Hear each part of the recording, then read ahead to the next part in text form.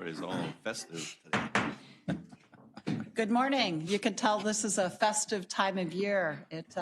People don't get to see each other very much. The Stearns County Board of Commissioners will come to order. Let the record reflect all commissioners are present. Will you please stand and join me in the Pledge of Allegiance? I pledge allegiance to the flag of the United States of America and to the republic for which it stands, one nation, under God, indivisible, with liberty and justice for all. Unless anybody has changes to the agenda, I'm looking for a motion to approve it. So moved. Thank you. Is there a second? Second. Thank you. See no discussion. All in favor, please say aye. Aye. Aye. Opposed, same sign. Motion passes. Our first item is actually very celebratory. And I know that Dr. Mike Williams will be a little embarrassed about this. Mike received some really great recognition this last week. The Association of County Administrators awarded him the Administrator of the Year. So we decided to do a little presentation here. Mike, you don't know this, but we have a resolution for you. So I'm going to read that. I thought I did these agendas. There is an agenda item. It's just falling under the agenda item. And I want to thank Steve Hammis and everybody who had contributed to this. Whereas Michael Williams has dedicated the past 35 years of his career in government service, and whereas Michael Williams has honorably served 3 cities, 2 counties, and 1 town throughout several communities during his career in a manner that exemplifies a dedication to public service, and whereas Michael Williams has fostered a culture that has its foundation innovation, positive outcomes, good values, and respect for all, and whereas Michael Williams has demonstrated that he leads the county's mission, values, and strategic plan at the forefront of any conversation. Yes, there's more to come. And whereas Michael Williams has shown a consistent effort throughout his career to lead by example and listen to others about the issues that need to be addressed and the solutions that can be developed to solve them. And whereas Michael Williams has guided the county's leadership team to better define goals, carry out responsibilities, and monitor outcomes that support and promote our mission to provide exceptional public services to assure a safe, healthy, and vibrant county for all. And whereas Michael Williams leads by building collaboration and keeps the larger picture in mind, enabling staff to unleash their creativity to make changes in work processes, practices, and procedures that have allowed the county to improve upon the delivery of services and programs for county residents, clients, and visitors. And whereas Michael Williams has demonstrated the character and ability to collaborate, problem solve, and build consensus among governmental units, elected officials, outside agencies, and employees without regard for self-interest. And whereas Michael Williams has received the Minnesota County Association of County Administrators 2021 Joe Rise Excellence in County Management Award. Now therefore be it resolved that the Stearns County Board of Commissioners formally commends and pays tribute to Michael Williams for his exemplary leadership and dedicated service to Stearns County. Adopted by the Stearns County Board of Commissioners this 14th day of December, 2021. Wow. So for those of you who haven't gotten to see it, we do have his plaque with us. So I think we're going to take a picture. We've got the resolution, which somebody will let you have after this.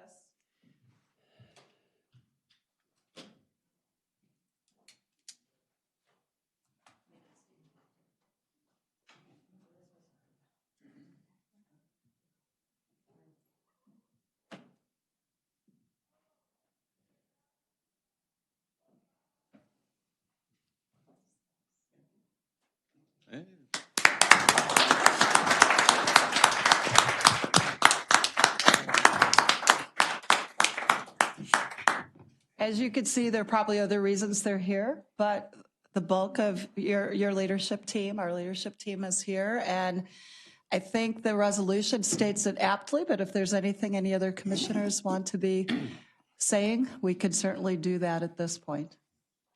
I don't think there was more room on that page. I know. It almost went to a smaller font, is my understanding. Mike, we really appreciate, I know I speak for all of us, we really appreciate working with you and your ability to help us while staying true to all of the laws, including the open meeting law, helping us find good ways to come together and make good decisions. And I'm looking at Commissioner Mergen right now because I know he likes to win. I think all of us like to win. Helping us win together in a way that really makes a difference for our businesses, our constituents, our residents, and those who come through. And yes, if you want to say something, you can, but hopefully we didn't embarrass you too much. No. Well, I mean, it's special to receive the award from my association, my colleagues, and then, I was recognized at the AMC Awards luncheon. But what really made it special is that my own organization, all of you, were there to affirm it and to say really kind things to me and about me, and to help celebrate. And then again today to recognize it again today. And it's really because of our fantastic high-performing board, our fantastic high-performing leadership team, and our fantastic high-performing staff that that I love my job. For the most part, I love my job. So I do love my job, and I can't be any more proud to be a part of this team. And and I just thank you all for your kindness and being a huge part of the award. But I have a very old, an old friend that isn't with us anymore, that was the personnel director in Becker County. And when we would carry on about something too much, he would wave his arthritic hand and say, "Enough of this." So thank you all very much. I appreciate it very much. We could continue. No. Well, what's this again? I was listening to the jobs you've had, 2 counties, 2 cities, and what else? A couple more cities. What? Yeah. A couple more cities. Okay. Yeah. More than 2 cities? Yes. Yes. God. What was it, 3 cities, a town, 2 counties? We probably missed something. Oh, okay. Reminds me of that Linda Ronstadt song. When will I be loved? Well, hopefully he's feeling loved here. And we did try to make sure other county commissioners knew no poaching. You're here till. I had some good offers last week. Yeah, I bet, but none as great as working with all of us That's in true. this room, I'm sure. So True. Thank you. thank goodness you really like Closer to being here. good fishing. Well, thank you again. And thanks to the wonderful leadership team. We've been through a lot in these last couple years, and it's amazing all the positive changes that are being made in spite of, I guess, anxious times. I'll just leave it at that for now. So thank you. All right, we should clap. Yay. All right, with that, we'll move to the public access forum. Is there anyone wishing to address the board on issues not found on today's agenda? You can do so at this time. I don't know if there's anybody who contacted us, Mike. Is there anybody who wanted to? Okay. Either that's for the virtually, either in person or virtually. And just contact us either at 320-656-3602 or email info@co.stearns.mn.us by noon on the Monday before the meeting. Individual comments are limited to 3 to 4 minutes. We don't, as board members, engage in dialogue with speakers, but we refer the matter to the appropriate county department. A citizen may speak at the public access forum once a month. Is there anyone here today that would like to speak as part of the public access forum? Okay, seeing none, we'll move to the consent agenda. Are there any items anybody wanted removed for further discussion, or if not, a motion to approve it would be in order? I'll move to consent agenda, Madam Chair. Thank you, Commissioner Nudge. Second. Thank you, Commissioner Persky. Seeing no discussion, all in favor, please say aye. Aye. Opposed, say nay. The motion passes.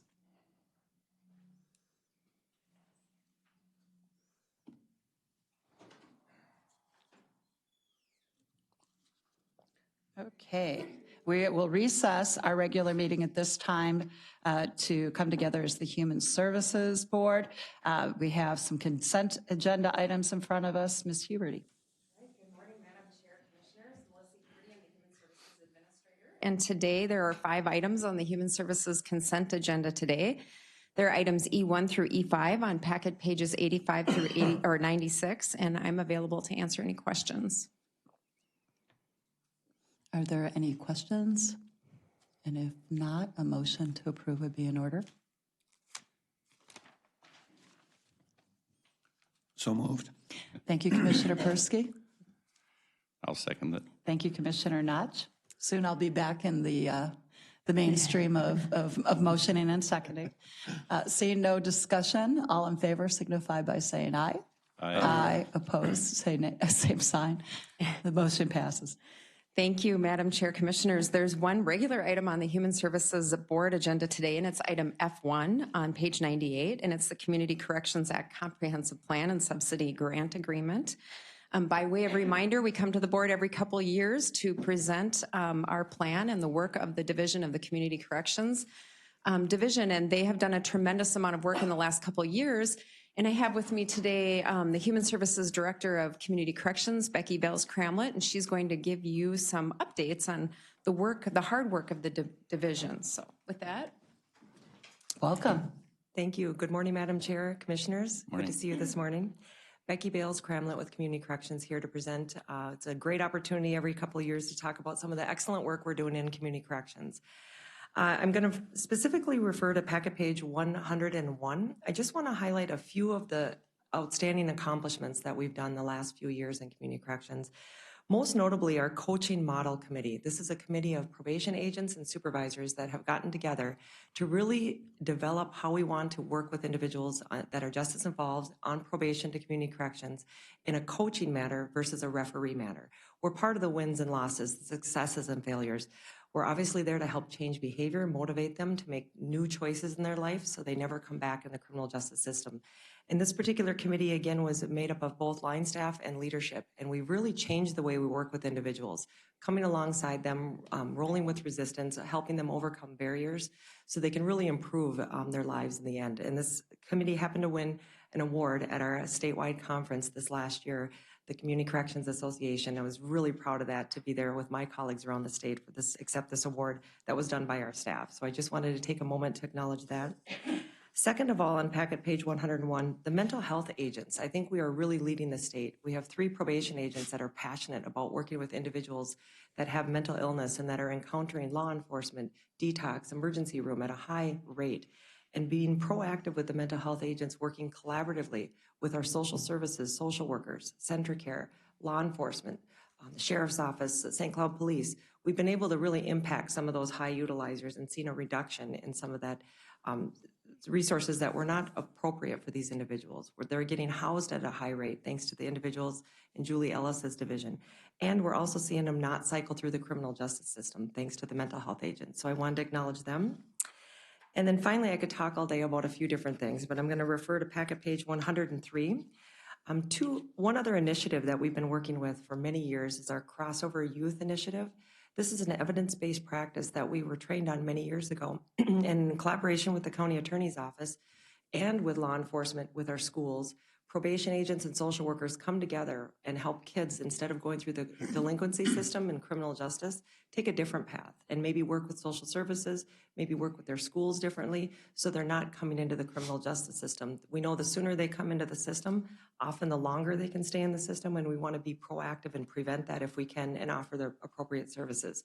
We're seeing some excellent results with those individuals. And finally, our advisory board involvement. I want to specifically thank Commissioner Notch and Commissioner Clark for their leadership for many years on our Community Corrections Advisory Board. I truly believe we have one of the best advisory boards in the state. We have active 5 citizens that are very active members. They provide us feedback and perspective, and they also are champions for us and out into the community to talk about the work that we do here in Stearns County. We have a judge, we have a prosecutor, defense, law enforcement, school system, and ethnic minority representation, and just really proud of our active advisory board, not only giving us feedback, but again, helping us problem solve and develop new ways of doing business. So with that, those are just a few of the many things in our comprehensive plan. It is quite a large document that gives information about all that we've done in the last few years and what we're planning to do in the future going forward. My request here today is to ask the board to approve the 2022-2023 Community Corrections Comprehensive Plan and Subsidy Grant Agreement so we can receive the money from the state, and to authorize the board chair and Human Services Administrator to sign the grant agreement. So I stand for any questions or comments. Commissioner Nudge, did you want to say anything from the committee perspective? And then I saw Commissioner Lenzmeyer has his hands raised.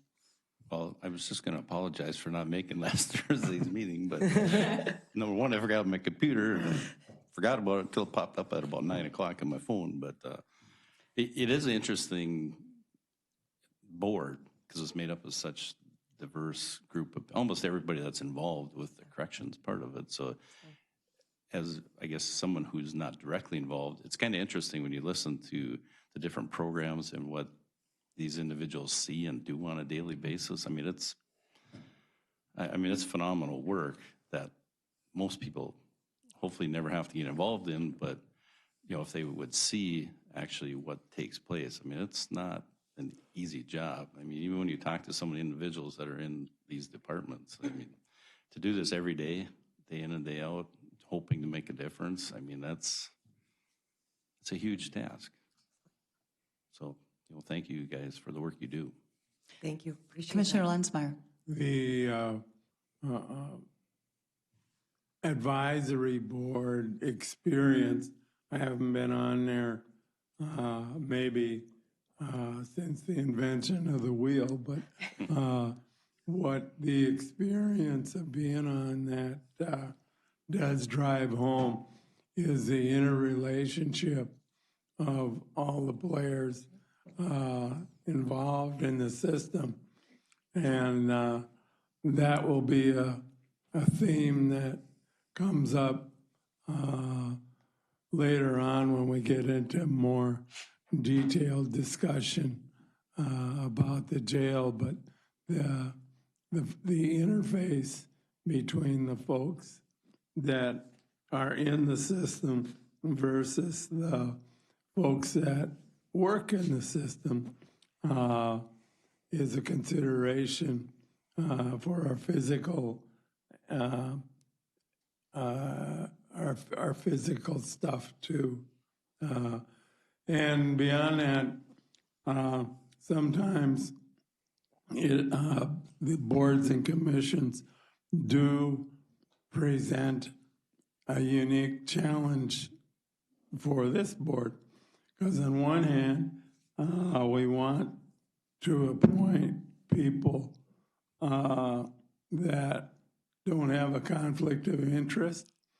But at the same time, if we appoint people like that, they won't know what the hell's going on. So once in a while, I won't say we approve the folks on those boards and commissions with a wink and a nod, but keep in mind that we might have to defend that process at some point in the future, and it merits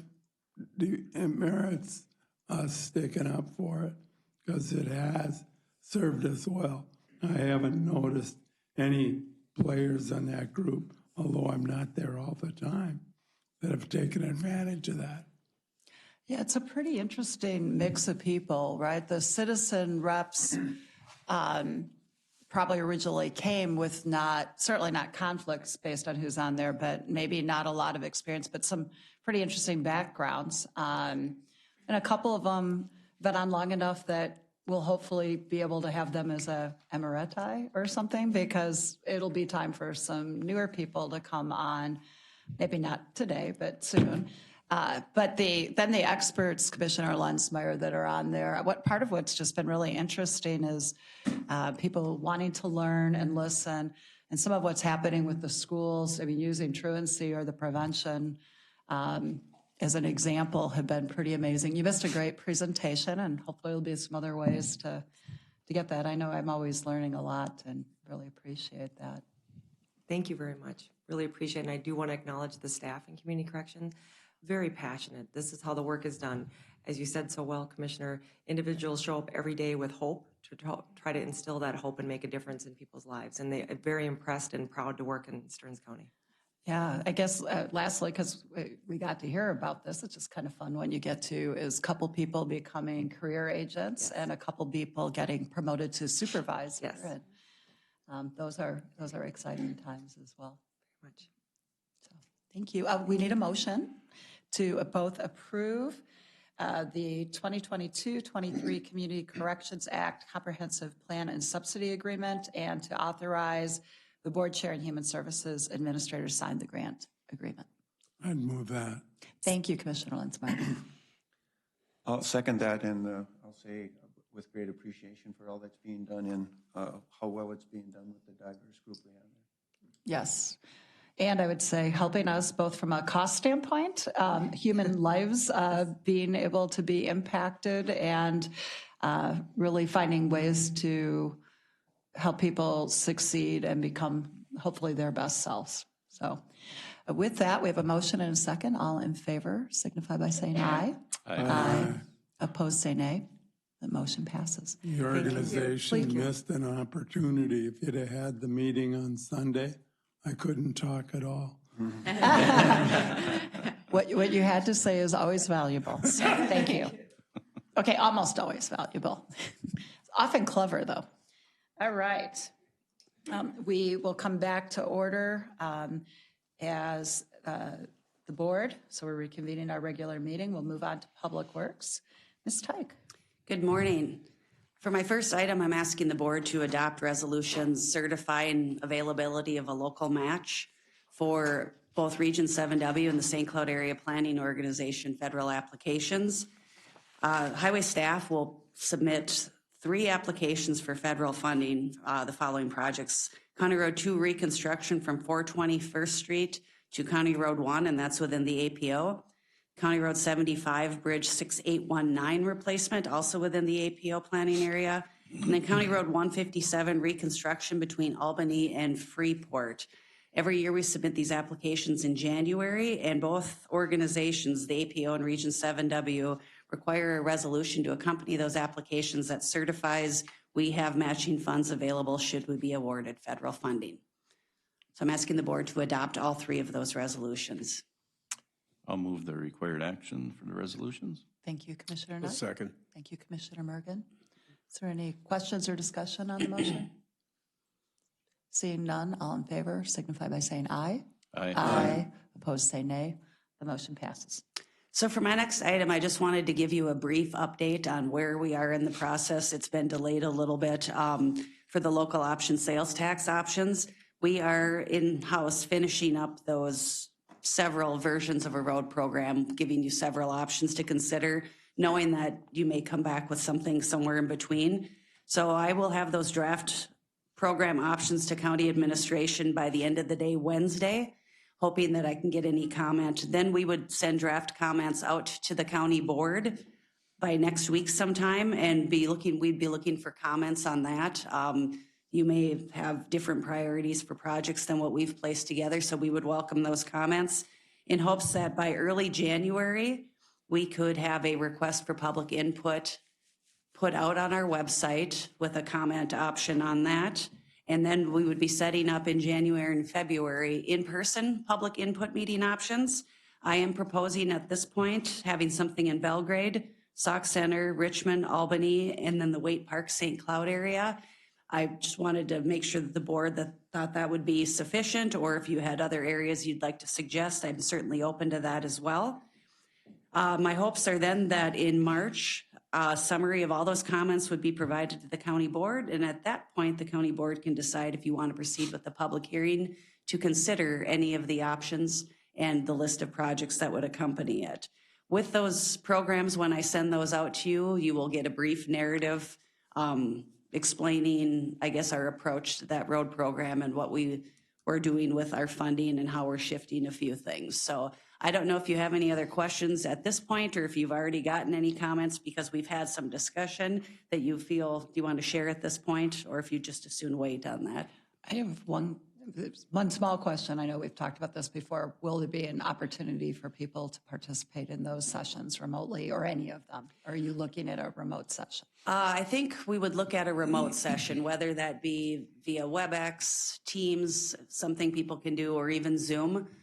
We can certainly set up something like that, but like I said, I would also have something, in case none of the times work out for people, we would have something out on the website as well, so people could view those options and send questions, and they'd have my contact information. But all of these would be during the evening hours, assuming that would be the best option for people. So at a bare minimum, the presentation would be available and an opportunity to comment. Yes, on a virtual presentation. Other questions or comments? The controversial part of the local option sales tax is the universal criticism. Not that everybody criticizes it this way, but it always comes up by somebody, and that is, well, that was a temporary tax and you're turning it into ongoing. But the rest of the story is that makes possible some projects that we wouldn't otherwise be able to do. And if there's one thing that we spend money on that is an economic generator, it's roads. So as a result, I guess that's part of the job, but taking the heat for extending this. So that I guarantee that'll come up in your conversations, maybe over the holidays. But that's goes with the territory. Commissioner Persky? Did you look You like reading my mind? I was reading your head? My wife doesn't want to ever get in there, she said. Anyway, this resource that we have with sales tax is always, quite good. We can do many things with that. However, the well can take only so much. I know we have the jail study and looking forward to seeing a presentation on the jail. Likewise, I think the city of Sartell is looking at a 1.5% on bars and restaurants as well. And so again, it's a nice resource, but there comes a point where it really puts a little burden, I think, on the consumer. One could argue that some of the local jurisdictions are putting things out of sales tax that might be appropriate in another way. Right. One of the things and certainly at listening and learning over the years, this is one of those true economic drivers, as you're saying, Commissioner Lensmeyer, and we're thinking about how important it is to get our goods and services and the rural connected roads the way they need to be done, and the people who might live on the east side are dependent on the economic vitality of the west side. And for many of us, we use a number of these roads, and it is one thing for us to be advocates, and we need to keep pushing the state and the feds to be doing their parts. But perhaps compared to some other things, transportation then is really being helped paid for by the people who are using them, not just by the people who own property. So I think your point is well taken, and it's not a but, it's an and, that this might be the highest purpose from a sales tax standpoint, at least as it relates to a county. Sometimes there are surprises. Back in the 80s,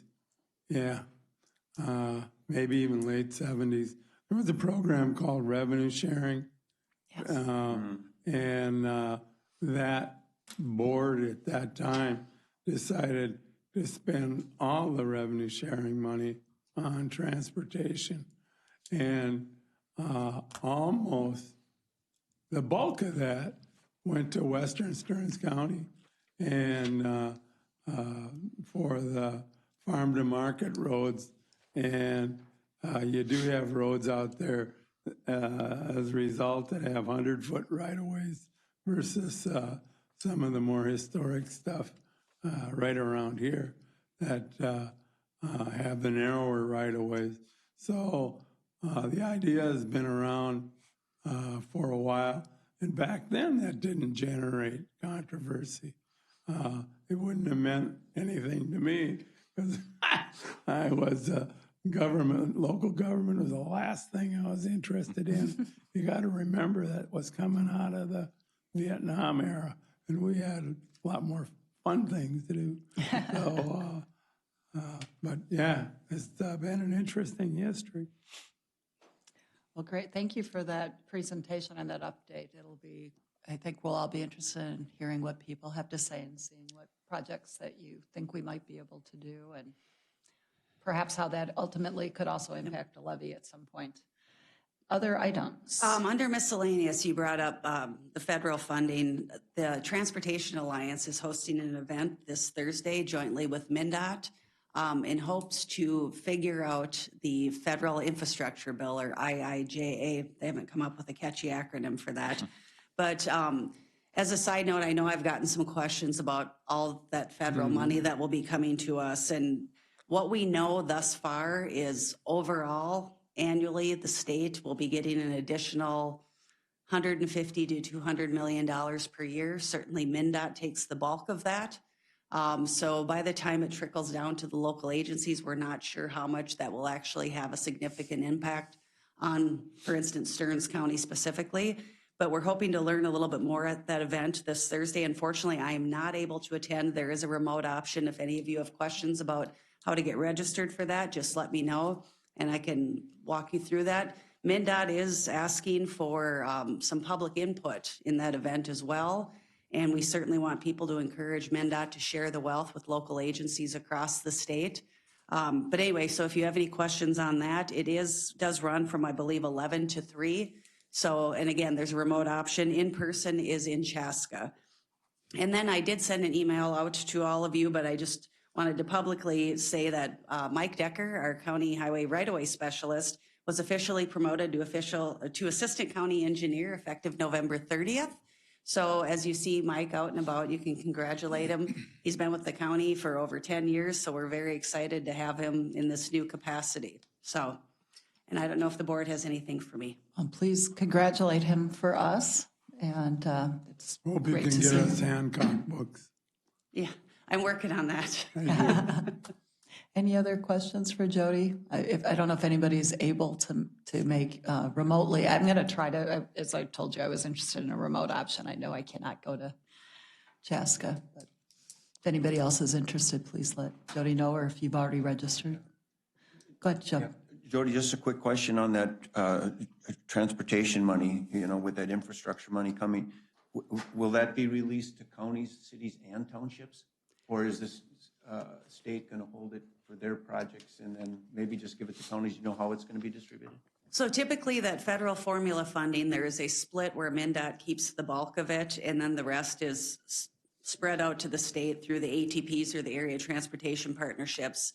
And then counties, cities, and townships can apply for that funding, but the roads need to meet certain requirements to be eligible for federal funding. So it needs to be a major collector or higher as a functional classification. So a lot of township roads will not qualify for that.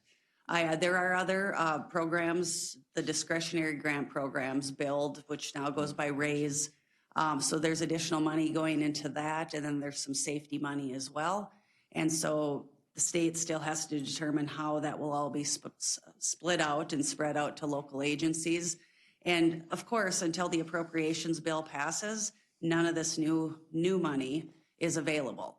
It's still at the last reauthorization spending level. So and appropriations is on hold with the continuing resolution. So we need to have an appropriations bill passed, and then we'll actually see the money potentially. But again, MnDOT needs to decide how that will be spread out across the state.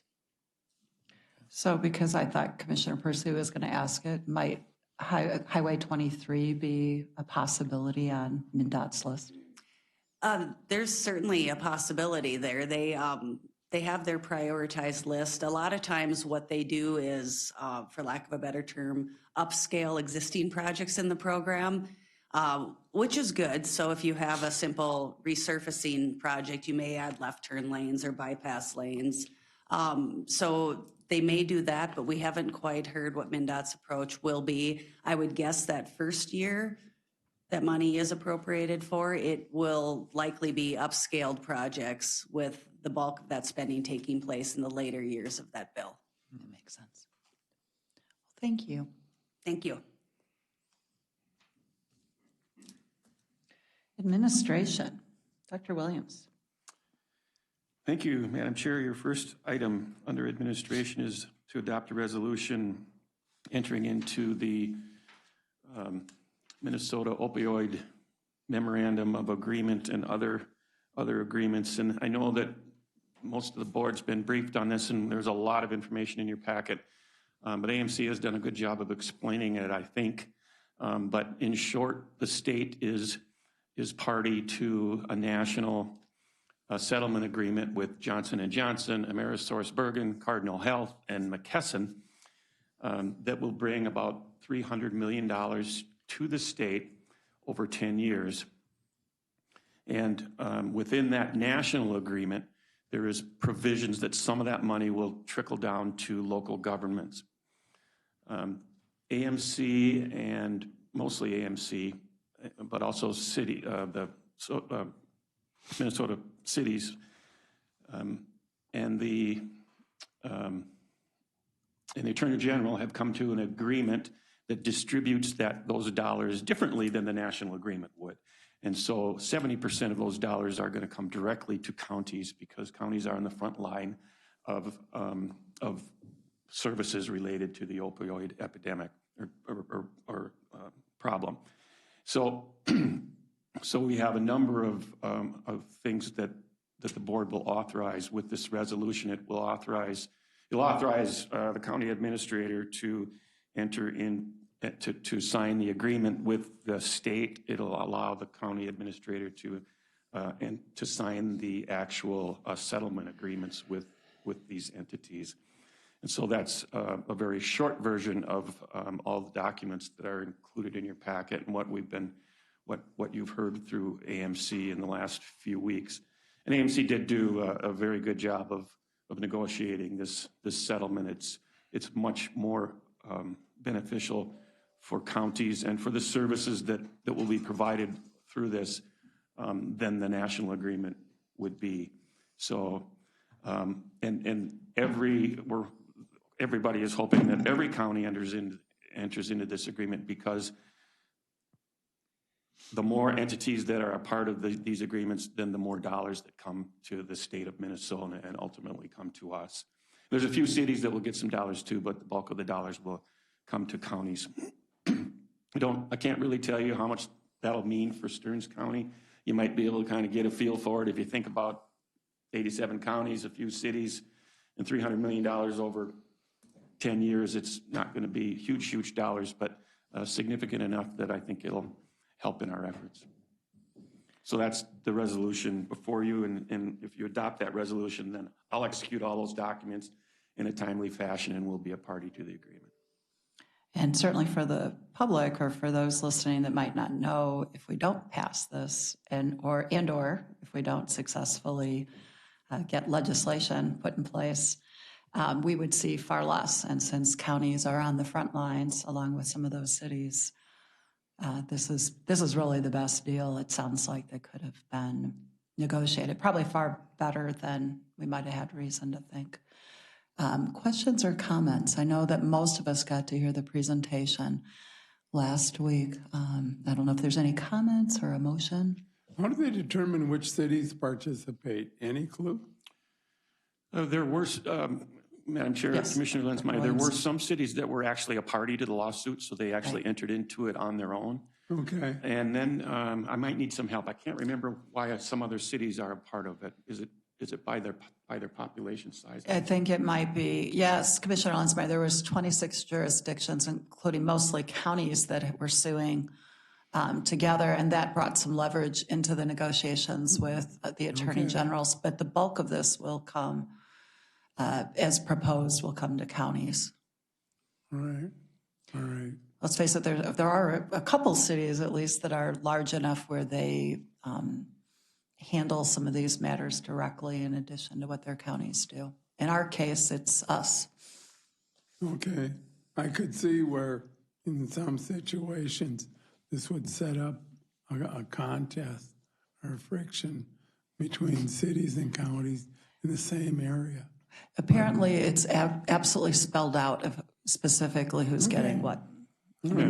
Commissioner, Commissioner Nudge, I'm I sorry. was just saying, I think on page 143 of the packet has all the entities. That's what I thought. Thank you There's for an finding the allocation percentage in the board packet. Well, I was just, when this Commissioner was Lenzmeyer. originally conceptualized, if that was appreciated or considered. Yeah, so look at page 143. Dr. Williams, did you have anything to add I was on just that? going to say, to my knowledge, and I guess we can look at this here, but I think the only city that is receiving anything in our area would be St. Cloud. Right. Yeah, we don't want to compete with them. And we wouldn't be. I mean, we obviously both do different services, but then we also partner on a number of activities. Since the sheriff's in here, I mean, we definitely also have some of our prevention as well as intervention that interfaces with them.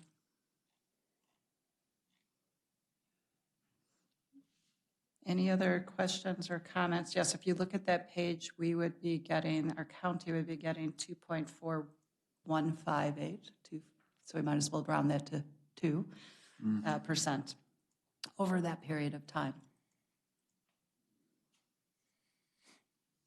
Is there a motion? I'll move the action. Thank you, Commissioner Nudge. Looking for a second? I can second it. Thank you, Commissioner Lenzmeyer. Any further discussion or questions? Seeing none, all in favor signify by saying aye. Aye. Opposed, say nay. Motion prevails. Thank you. Thank you on that. And we all can be giving a hearty thanks to Julie Ring, the Executive Director of the Association of Minnesota Counties. She spent significant time on this, as well as some of our colleagues in other places. So. Okay, next item, Dr. Williams. Madam Chair, your next item is to consider using $30,000 of ARP funding for a program called the Dollars for Beyond Background Landlord Assistance Program.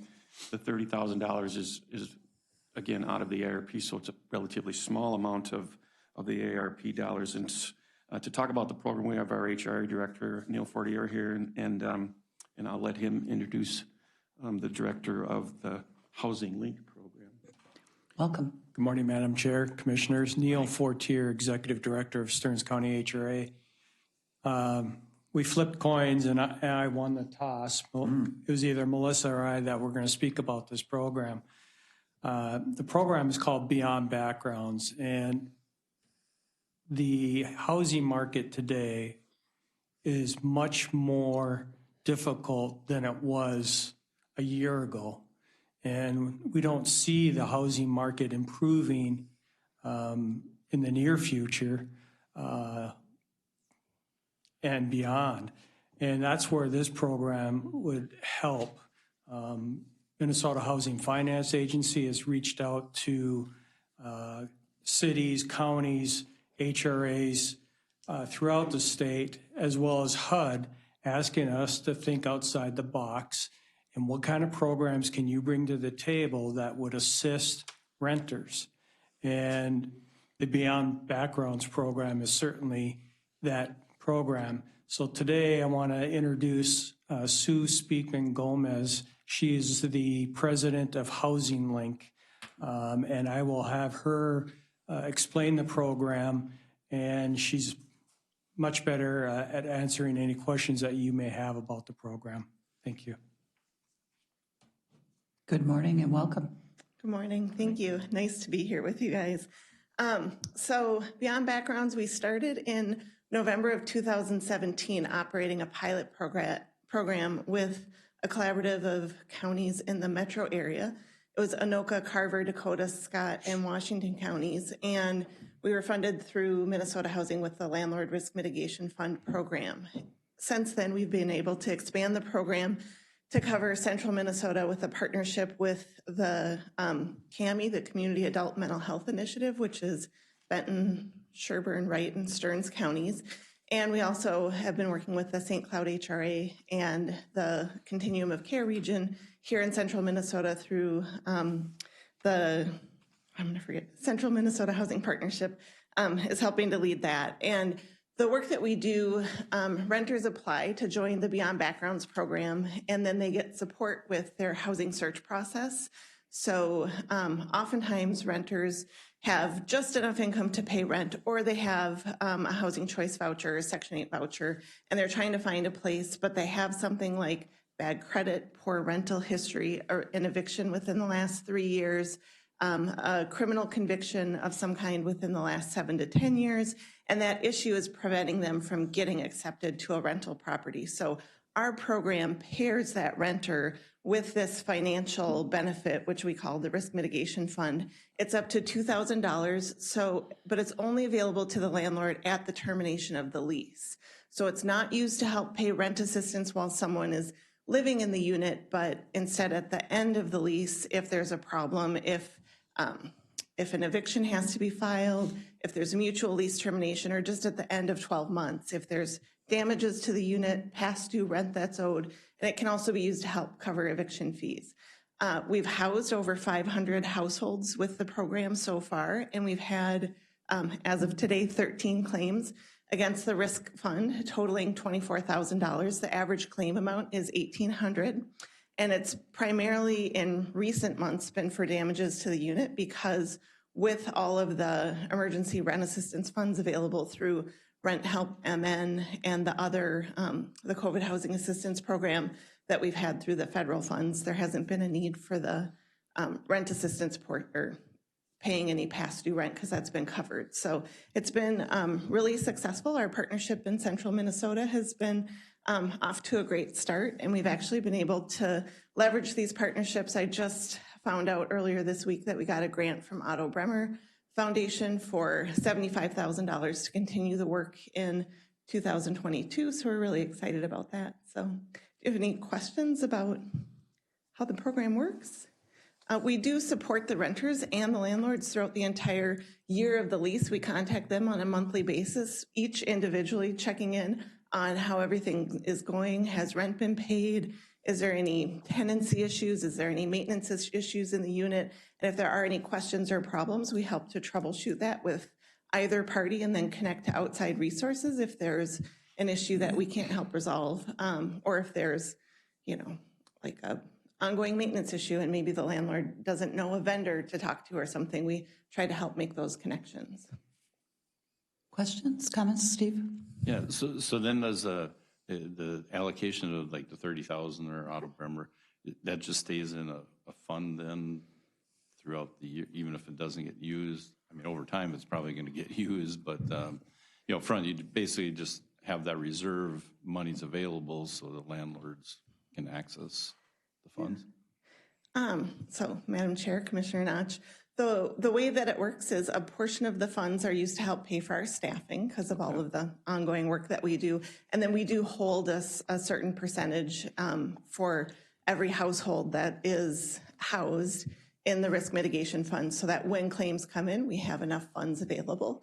And what we've been able to do with the programs is, as we anticipated the claim rate to be about 10%. As it's been coming in right at that, we then release and sort of serve more households as we can when there's no claims. A statistic Commissioner Lensmeyer. A statistic I used to see cited all the time, but I haven't seen it for some time, is the percentage of households that were owner occupied. I'm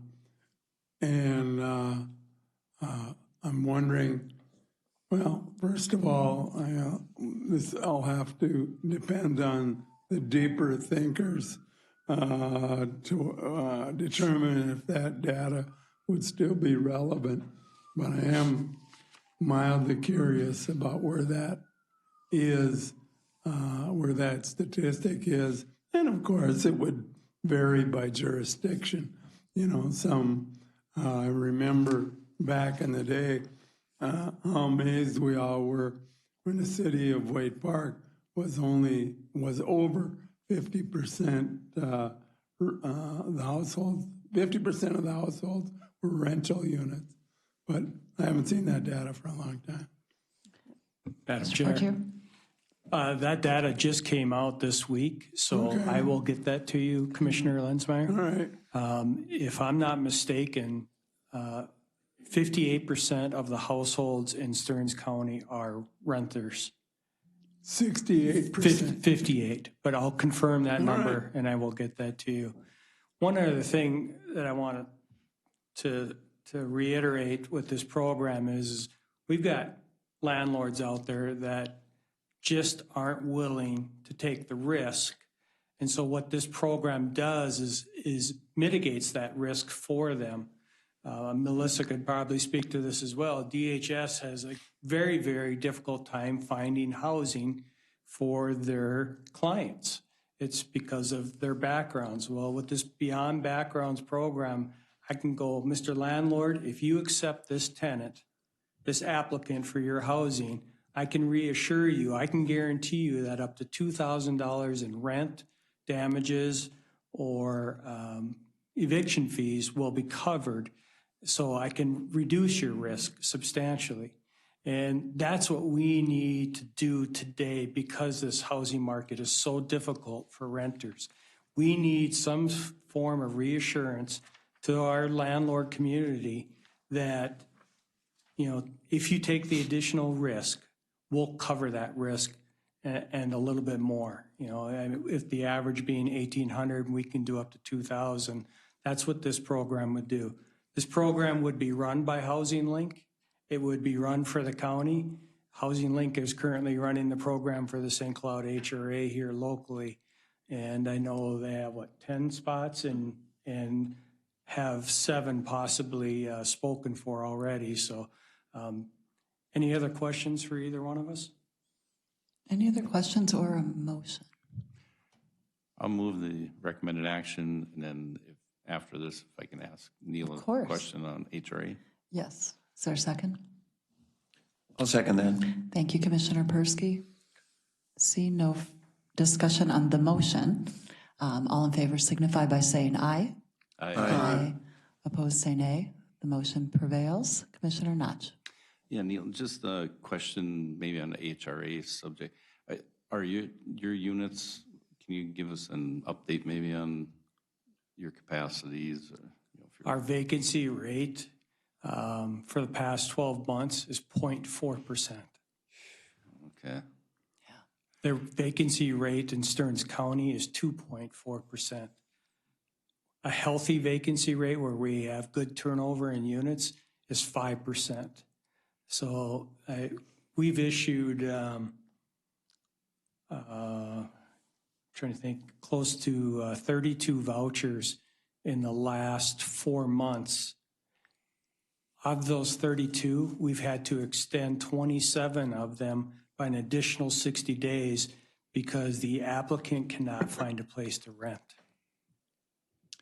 And one of the biggest issues is we've got huge conglomerates coming to town and buying these large complexes. And what I mean by large is 200 or more units. The most recent one was 444 units that was purchased by this huge conglomerate. The day they purchase it, they opt out of the Section 8 program. So are you seeing a lot of compliance issues too, as far as having to spend more time with tenants that, are just maybe paying rent, but, there's issues going on that?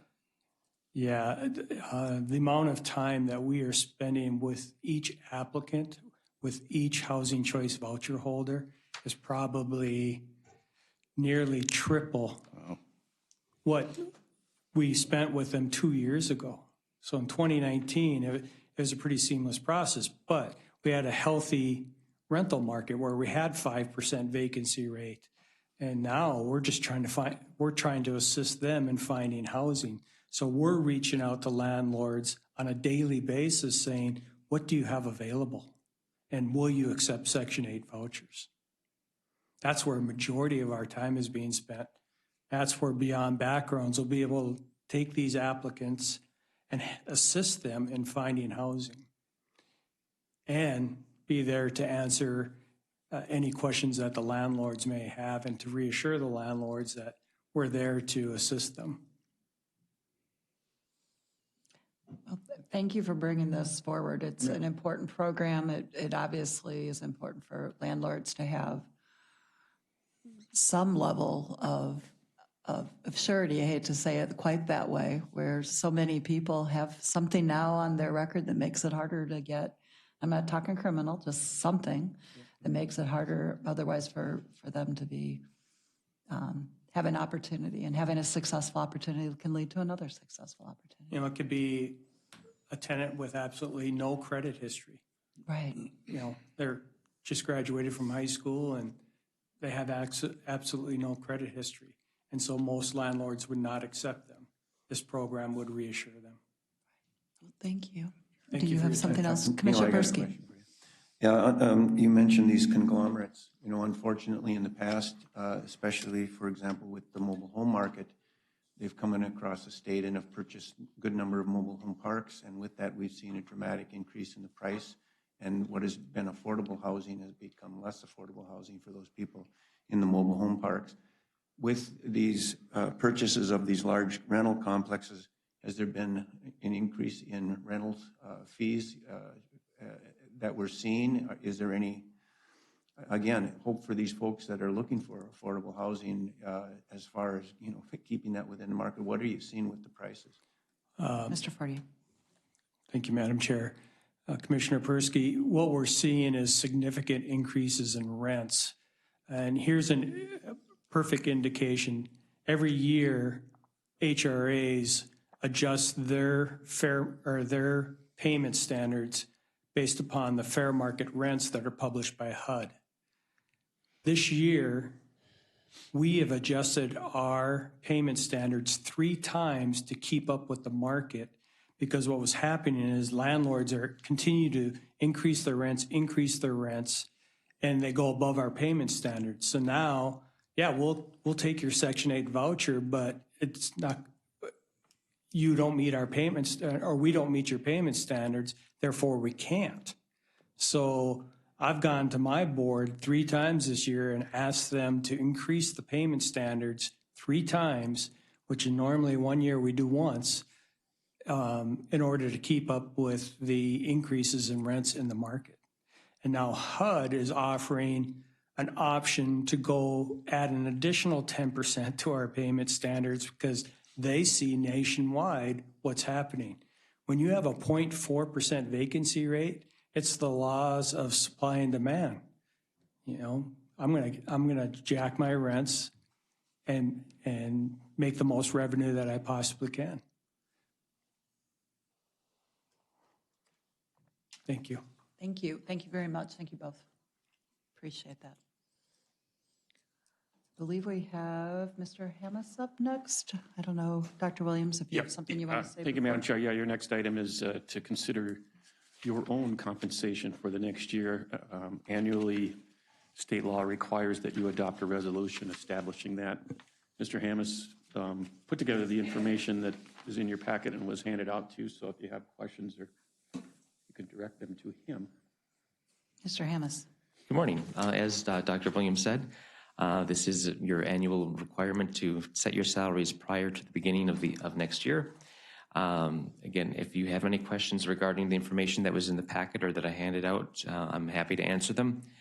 Several counties are setting their salaries today, and some are doing it next week. So again, the information isn't as complete as I'd like it as it has been in past years. But again, happy to answer any questions you have as you have your discussion. Commissioner Lenzmeyer. I would just point out that there's a difference between salary and compensation. For example, various counties including some nearby ones, have, in an effort to encourage commissioners to meet their requirements to attend various joint committees and so forth. They have per diems. Well, what I have observed in the past is some commissioners would attend meetings all the time, really not have any input or any guidance, and collect the per diem and move on. In a couple of cases, in a nearby county, the annual per diem payments exceeded their salary. In addition, if indeed the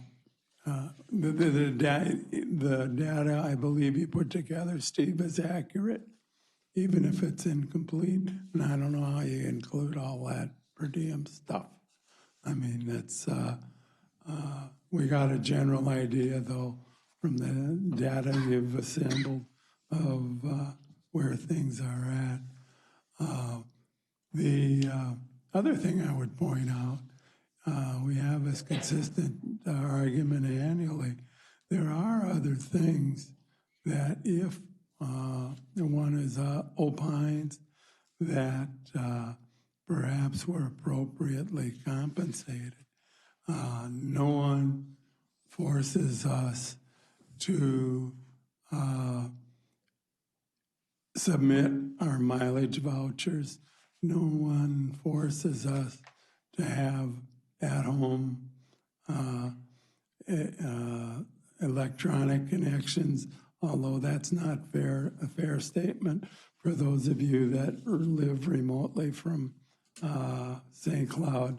That wouldn't be a gross inconvenience. But there are other things. My point is that you can do that reflect a total compensation package. We can discuss this more, but one way to make it more interesting would be to make a motion and let the games begin. And my motion is that the commissioners' salaries be increased 5%. Thank you, Commissioner Lenzmeyer. Further discussion or a second?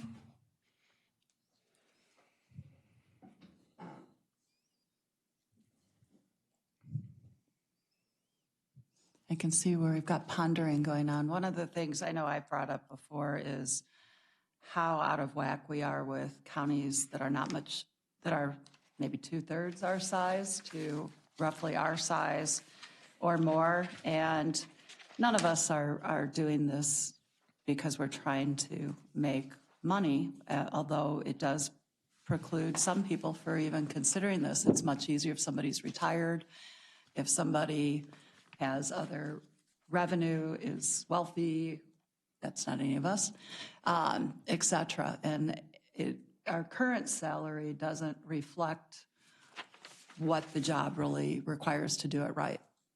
I mean, to do it right, we need to be putting more time in, putting significant time in. So to make it interesting, even though I have some concerns about it, since our staff also gets steps as well as other things that get negotiated, I will second it just so that we have a conversation. Commissioner Notch, you have thoughts? Well, you look like you're about to say something. Well, Lee kind of, maybe beat me to the punch of a motion, but I guess in my opinion, I was willing to consider possibly doing a 3%. I mean, I think a lot of people don't, they maybe look at, well, especially in the rural area, that I cover primarily, they might say, well, it seems like a lot of money, but then in the same breath, I think the people that kind of understand that you go to all these committees and there's no per diems, kind of tell you that, I don't know how you do that or why anybody would want to do it, but, it is a time commitment. And if you're going to do it, you're going to put in the time. And Honestly, my career has been in banking, and obviously I could be a full-time banker making a lot more than, doing this, but, it's kind of been, I guess, a passion of mine once I did it, that I really enjoy it, and I like going to the committees and being involved.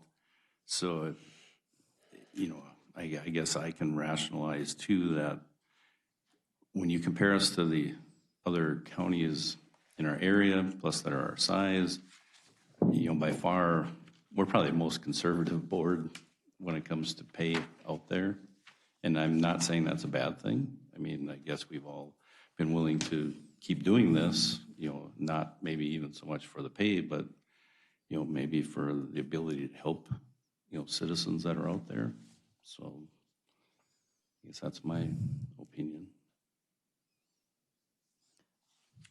There's usually I guess, I can't quite call it a joke because it's not. I mean, my family certainly believes in service, and every now and then I'll get a calculation in my household of what, how much I am compensated per hour. And like every other person, I mean, there are some things we don't have to participate in. I know there's some counties that have a way that somebody can choose not to take an additional compensation.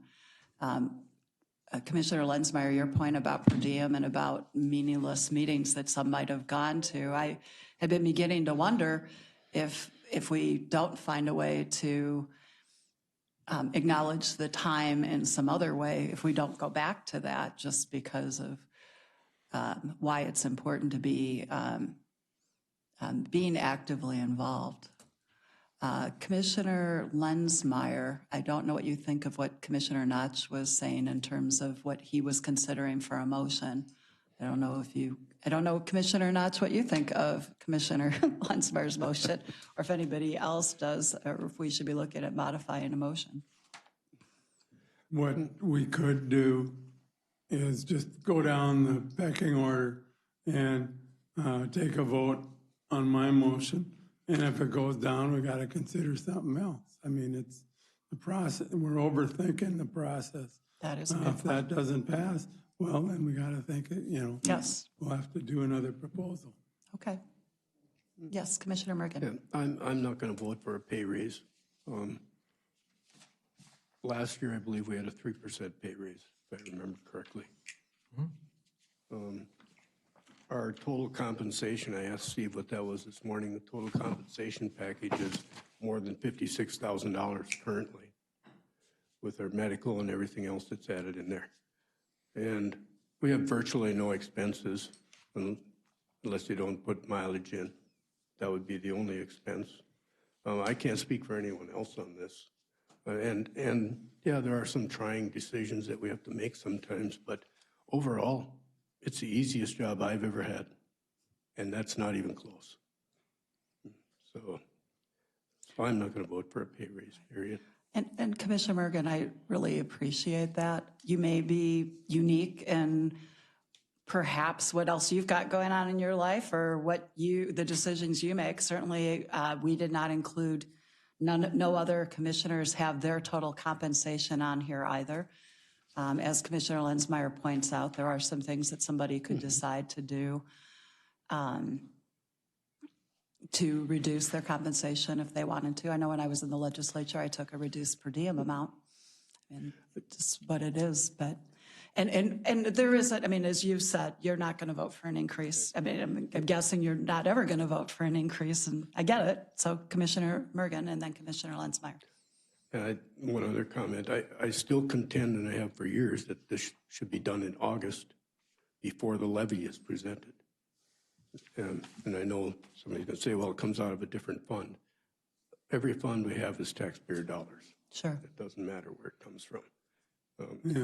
Because supposedly we're cutting our, the budget that's presented is to the bone, and now we're talking about pay increases at this time.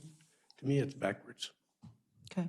No, I think that's certainly something worthy. Personally, I think that's something worthy of consideration. Commissioner Lenzmeyer, I thought you were I opened my comments by making the distinction between salary and compensation.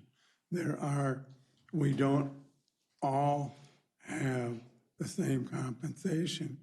And that's by choice because some of us don't pick all the items on the menu. So what we're talking about here is the same thing we always talk about, and that's the base salary. So what else you do with the package that's available is your own personal choice.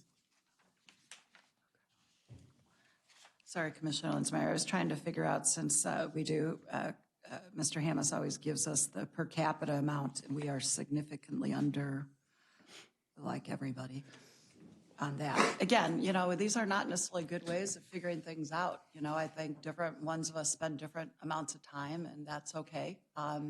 That's not just the only thing that we look at here. Any other discussion on the motion? All right, seeing none, let's go ahead and take a vote. All in favor signify by saying aye. Aye. Aye. Opposed? Nay. Nay. Nay. Okay, the motion fails. Is there another motion? Madam Chair, I'd move a 3.5% increase. I'll second that. Okay, there's a motion and a second. Any discussion? I'll take a chance to weigh in now.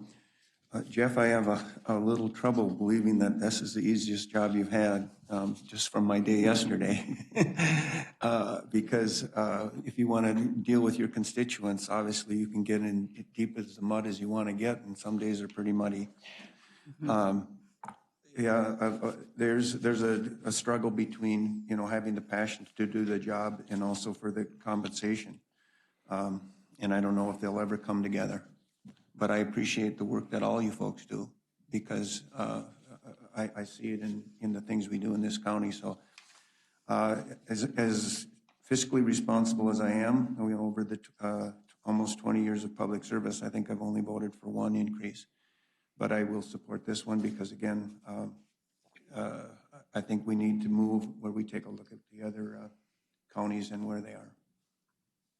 Commissioner Nudge. And part of it is too, I think it's, you know, hard because you're kind of letting the people know, you know, this is, you know, we're voting ourselves basically a raise. But, you know, in the same perspective, you kind of, it's like the county or any other business does. You look down the road, somebody's going to take our spots at some point. And, you know, you hope that there's people out there willing to do it.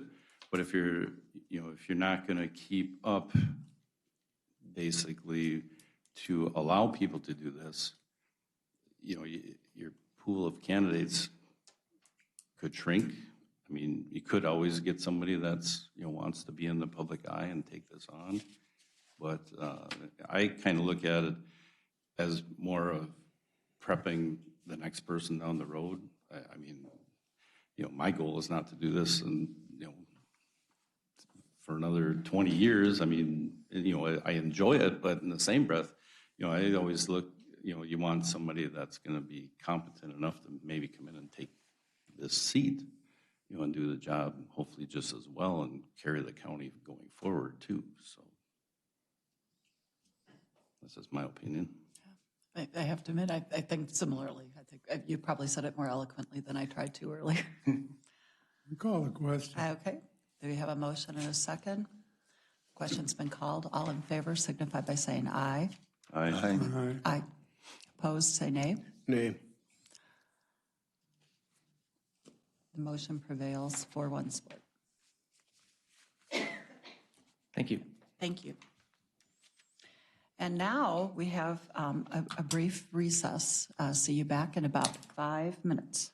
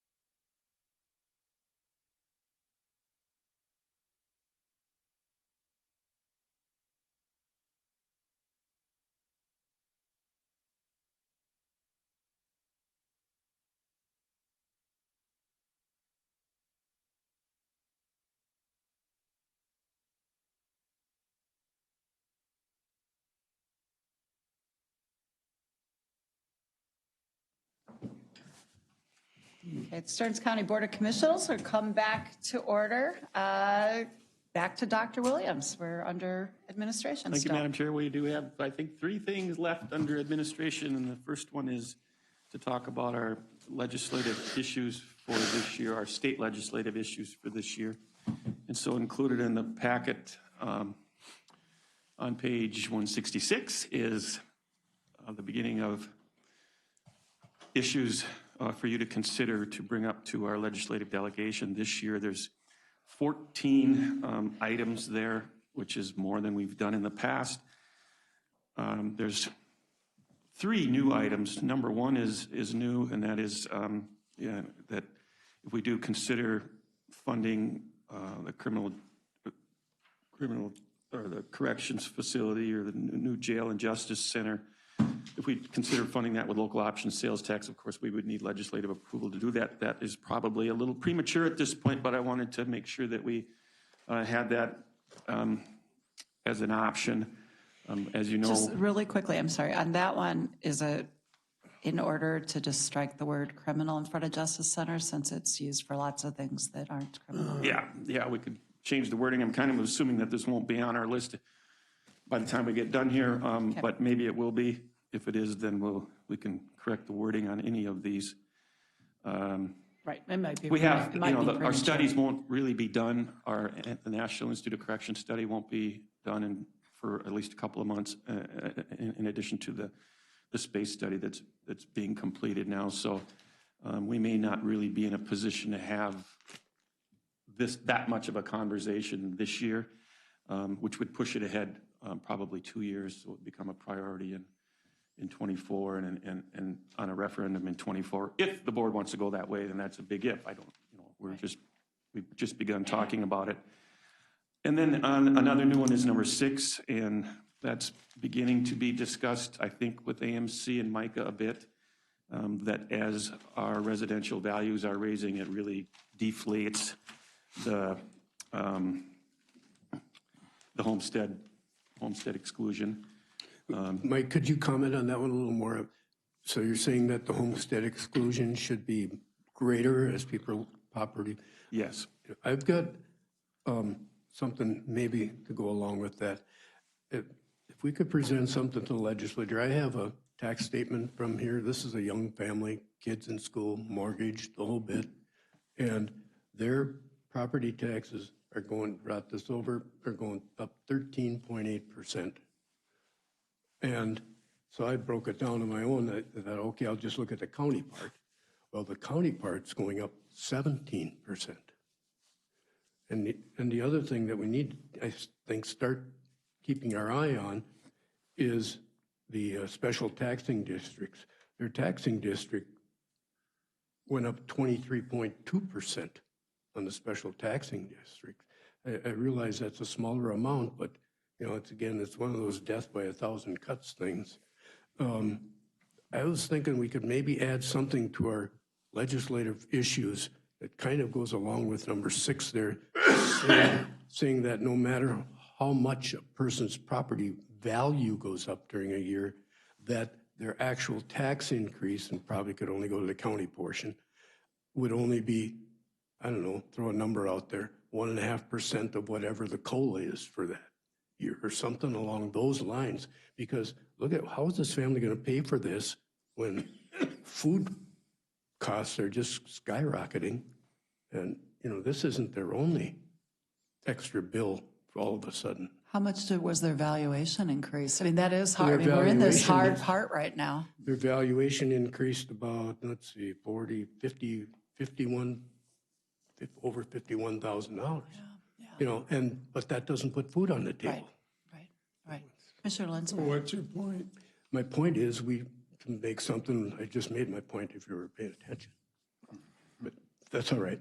My point is we should put something in there with number 6, maybe just an addition here to say that no matter how much your property values go up, that your tax can only go up, and I thought maybe 1% above the COLA, whatever that is for the year, so that people don't get stuck with 17% increases. Commissioner Nudge? But then you'd almost have to put a restriction on the valuation side too, Because then if you went up 50,000 in value, but you can control the other side. Okay, my thought on that was, okay, so it could go up 1.5%. I'm hoping theirs doesn't go up 50,000 again next year. But then you could always do that until a point where it catches up. Does that make sense? Hold on a second, Lee. Joe had his hand up, and then you. Okay, first of all, number 6, homestead inclusion, is it homestead inclusion? Exclusion. Exclusion. It's exclusion, Yeah. yeah, okay. And then also, with that 7.7 billion, I would hope that the legislature realize, the surplus there, of the money that's available there. I would hope this would be a bipartisan issue, that they realize that, to Jeff's point, that, these inflated prices or growing prices on homes have taken this exclusion out. I would hope that this is going to be addressed, and having it on our agenda, I think, is appropriate. Yeah, I don't know Commissioner exactly, Lensberg? what number, maybe it's 2% above the COLA, I just made those numbers up, but something where they're just, that's going to devastate. Lee? My point, the point that I was hoping you'd get to is that a taxing function, or is that an assessment function?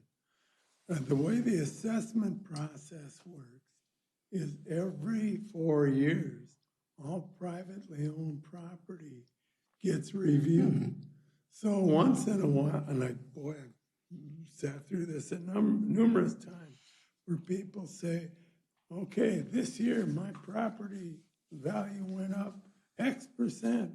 And the reality is that it wasn't a 1-year increase, it was actually a 4-year increase, and you're catching up. So I'm wondering the particular property you're talking about, when the last time that was reviewed. No, but thanks for the second explanation. I know I got it right now. So one thing I was thinking about, because those are kind of like apples and coconuts, maybe. I mean, it's mixing some different things that don't necessarily go with each other. In terms of what you'd like to see accomplished for the homeowner, I am with you. It is hard as a daughter of 2 former realtors. I mean, and certainly as an appraiser, you get this. I mean, it is a challenge. We both want our valuations to go up, and we don't want to be killed by it. So what I was thinking, one is because in this is the second statement, without an increase in the amount of value excluded. I mean, a tool the legislature has is actually dealing with the exclusion. And maybe then we could consider adding, and because we need to talk with our property services about something very specific before I would personally feel comfortable putting something very specific, but we could, at the end of that, we either at the end or after the adjust the homestead exclusion, we could say, or, and consider something other. Because otherwise, if we did what you were suggesting, it also actually impacts us. And honestly, the legislature fairly could say, well, you can make that decision. Commissioner Notch. Well, and I think you have to look too, the assessor is bound by a statute or something that states they have to be within this tolerance. Right. So, part of this is also supply and demand. And the other part that I think most homeowners should probably look into with these increases is a property tax refund, that should be available to some of these that have. And that might be the other thing is the exclusion, adjusting the exclusion, and maybe consider enhanced property tax refunds. I mean, they will absolutely be eligible because that is so much higher than what the statutory amount is. That doesn't necessarily help their financial situation right now, but that is another one of those tools. And there might be things we're not thinking of. I think you're being really creative, Commissioner Mergen, trying to figure out something else. Yeah, see, and I was thinking, okay, so let's say it's 2% above COLA increase.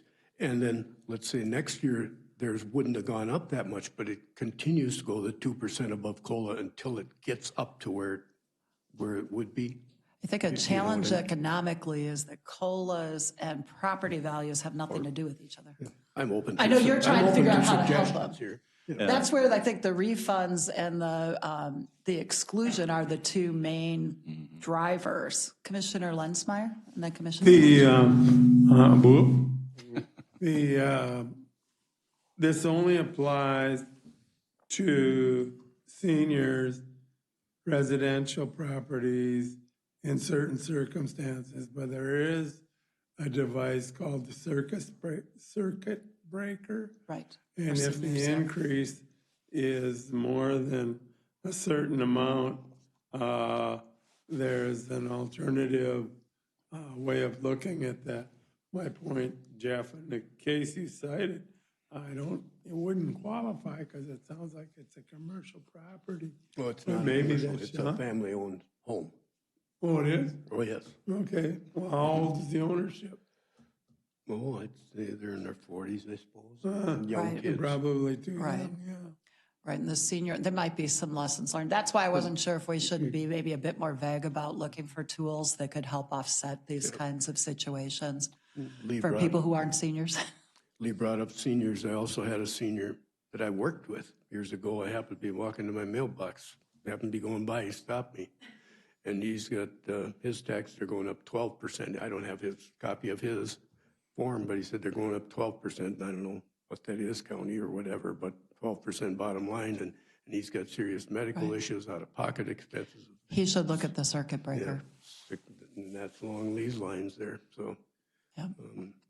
Yep. Right, that one got People are put in having because issues. people weren't working. And it is hard. We don't have many times where we've seen these kind of valuations go up. I know we sold our house of 25 years, 4 or 5 years ago, and it was like, holy cow, we hardly, it was like, really, after all this time, the value isn't higher? Well, right now, that value of that house is a lot higher than it was just, 4 or 5 years ago. So when you go to sell, it's great. It's not great, though, while you're there. And I think that what you're talking about, Commissioner Mergen, is a pretty important one. Dr. Williams, do you have an idea of what we might be able to do? Well, Madam Chair, I like the idea of maybe being a little more vague here. I would hate to wade in, I would hate to be advocating for a tax cap, which is something that, the legislator considers from time to time. And, if we did something like what's being described here, that burden's going to get spread out to others. So I'm concerned how that would impact, just how the property tax is levied. Unfortunately, I totally get what Commissioner Mergen, you're saying is that it's not that the property value is not necessarily a good measure of income, but it is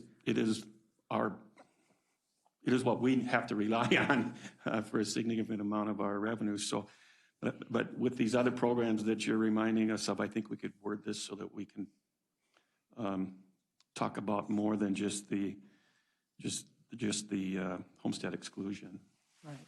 Especially as has been pointed out, there is a significant surplus. I mean, everybody wants it, but there's certainly something in this situation would make a difference. Commissioner Lensmeyer.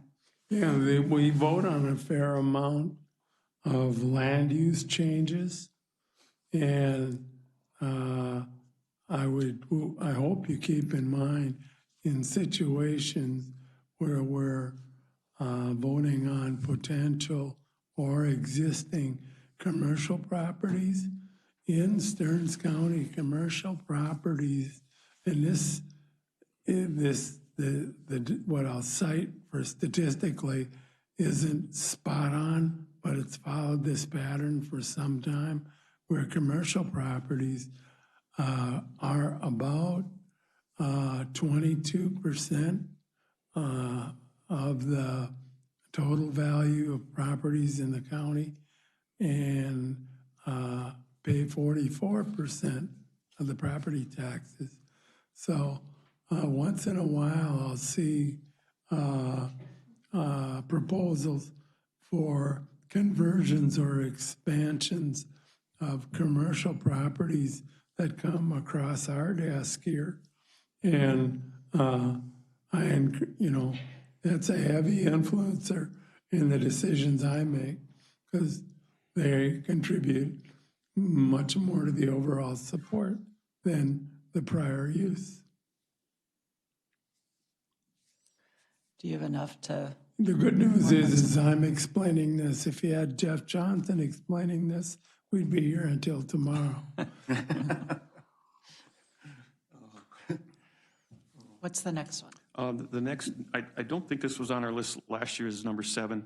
We talked about it, or maybe it was. Someone might have to help me, but this is at least worded quite differently, and this is actually talking about this, asking the state to, since they have ARP dollars and surplus, that this might be the time to invest in their technology, their systems that we interact with, particularly in human services, but we do it in motor vehicle and in various other areas too. And their systems are so antiquated that we just have a lot of problems because of that. And so I believe this is in the MICA platform as well. Yes, we and talked this about wording this at probably the mirrors last. some of that as well. Yes, yeah, we talked about that. Then the rest are really items that were on the list last year. So if we have questions or comments, that's fine. But if we want to add these items, or if you want to take some off, then we'll finish up the document and as similarly to what we've done in past years, and try to schedule that meeting with our legislators. And maybe we could spend a minute here talking about what date that So might work best. The question I had raised with Dr. Williams was on number 1, it's on the timing. And actually, in some ways, it's a strategic question. We won't have the reports back to probably be able to make this happen this year. And the information Mr. Schreifels gave us, if we would choose at some point, I don't know where any of us, including myself, are at with it, but for this to even be an option, we need to have that done. And then it sounds like the timing of that coming a couple years later wouldn't negatively impact moving forward as a potential tool. So even we could do that. A question I have is kind of strategic. Do we at least want to let them know that this is out there? So that would be the question I'd have for members. Commissioner Persky. Yeah, absolutely. I think we need to make them aware of that we're planning to put a new criminal justice system in place, and that we're looking for funding, and this would be an option.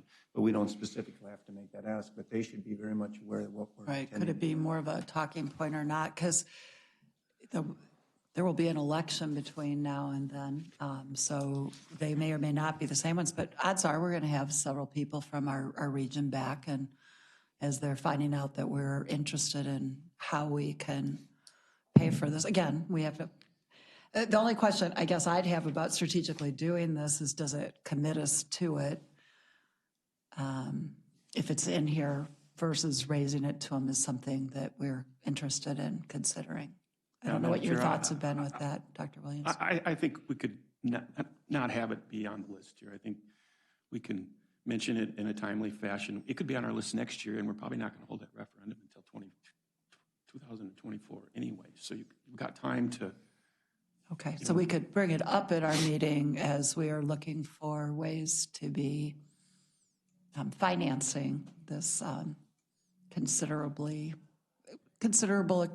need. I mean, need and expenditure. We could have on our list for the 23 session, which would probably be pretty timely, actually. Yeah, that would make sense. Other people's thoughts? Are you comfortable with us bringing it up but not necessarily having it on here right now? Or what's your preferences? Or do you not? I always think the more that you have on, the less that they look at it. Yeah. So well, and it being number 1, if we're not going to do it, probably wouldn't want it to be number 1.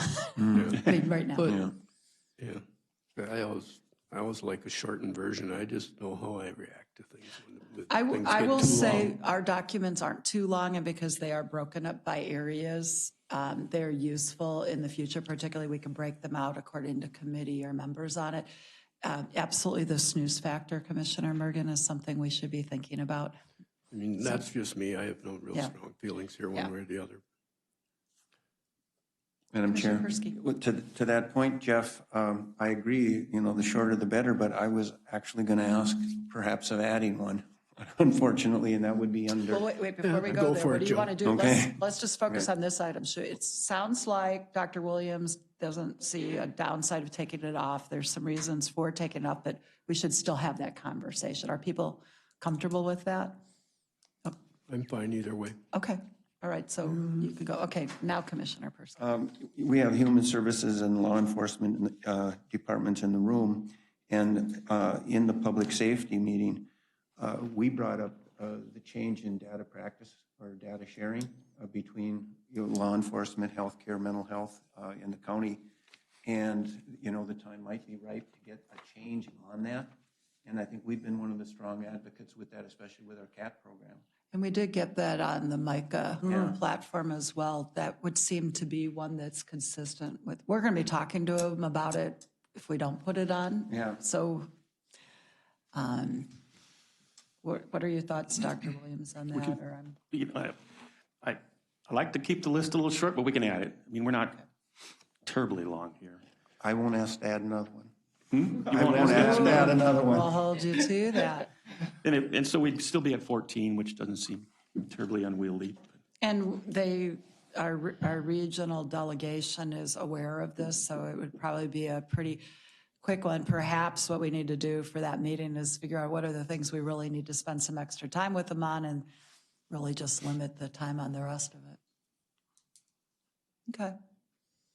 Are there any other suggested changes, or otherwise with a little wordsmithing that Dr. Williams with some assistance will go do? I think we would be looking for a motion to approve this list of priorities for this session. Commissioner Mergen. I was just wondering, are we planning to have another meeting with the legislators again, or is that not going to be able to be worked out? Madam Chair, Commissioner Murray, yeah, I'd like to try to schedule that in January sometime. The session doesn't start until January 31st. Oh. So we have some time to do that. Yeah. I was going to suggest, I think in the packet I suggested the 18th. That's a regular board meeting day. Maybe we want to choose Tuesday where we're off, if that'll work for everybody. Sure, that might make some sense. And the 11th, maybe, if we can get legislators. Would perhaps suggest, if you're okay with it, sending it to them sooner rather than later, and then resending it, because for some of them, they're trying to figure out what they're going to be either introducing or adding their names to. So if they all wait until the 18th or the 20th, that might be a little late to introduce something, but for some of them, they can at least get going on it. Yeah, that timing makes sense. How about a motion to approve, and then if there's something else you want us to talk about with regard to dates, we can certainly do that. It'd be a motion to approve with, there will be some addition of some language. We'll give Mike the ability to be able to finesse that one a little bit, and then we would be taking off number 1 and we'd be adding the one that we've been working on for a while anyways, the Commissioner Persky brought up. You want to move that? I'll move that. And Mike, can we see that draft in the first meeting in January? Can we see the draft? Yes. Well, I'm hoping they'll get sent out before then, though. So, yeah, maybe we can We get can put it together pretty quickly and then after send today. it to us. Oh, okay. That'd be great. Okay, is there a second? I'll second. Believe it or not, Commissioner Lensmeyer had his hand up even before you could say anything, so. Okay. All right, so Commissioner Lensmeyer seconds. Is there any further discussion? We will get a chance to talk more before we meet with them. Seeing none, all in favor signify by saying aye. Aye. Aye. Opposed, say nay. The motion passes. And then you're thinking perhaps a different Tuesday that week. Madam Chair, I was thinking maybe we want to just do this on Right. an off Like we've meeting done day, before. like the 11th. Okay. Which seems like it's past the holidays, but well before the session starts. Right. If that'll work So for we the should board. tentatively put that on our calendars, or somebody will help remind us Yeah, to put we'll it on our we'll calendars. help you. Or send us an invite. That's great. Thank you. Thank you for that. This is good. And it sounds like the House is still going to be having their hearings virtually. The Senate will probably be doing some hybrid, but it's a good opportunity for us to be able to testify as well. Okay, next item. Your next item is to adopt the 2022 budget and tax levy. You've seen this budget a few times, and we've talked about it a number of times. It does increase the tax levy by 4.25%. That's about $3.5 million. It's an increase in expenditures of about 8.7%, and an increase in revenue is over 13%. We've been through some of the highlights in a couple of meetings, including the Truth in Budgeting meeting, so I didn't intend on giving any more of a presentation. I'm certainly able to answer questions. The resolution included in the packet adopts the budget that we've talked about at a number of sessions. It does make one change, and it shifts some dollars from the debt levy to the general fund, as we discussed before. I think we're all pretty well briefed at this point. Is there a motion? Looking for a motion to approve the resolution. I'll make that motion. Thank you, Commissioner Notch. Budget and tax levy. Thank you. Is there a second? I'll second that. Okay. Commissioner Persky, thank you. Knowing that we could talk about this for a while and we'd like it to look differently than it does, let's go ahead and move to the vote. All in favor signify by saying aye. Aye. Aye. Opposed, say nay. Nay. Okay. And The for motion's reasons that approved 4-1. that I've expressed before, especially picking and choosing these outside agencies as winners and losers. Really, really, again, death by 1,000 cuts here. Thank you. Thank you, Commissioner Mergen. Okay, the motion passes. We'll continue to look at all of those things. All right, next item. 2022 board and committee appointments. Dr. Williams. Yes, your next item is board and committee appointments, another preparation for 2022. And Marlis is going to help us through that process. Thank you, Ms. Tanner. Good morning, Madam Chair and Board. I'm here today to walk through this Boards and Committees worksheet. Packet pages 177 through 184, and print copies are also on the dais. A single asterisk denotes those committee members who are both interested and eligible for reappointment, and a double asterisk denotes those who either have reached term limits or are unable to continue for other reasons. So we'll start on packet page 177, the first page of the worksheet.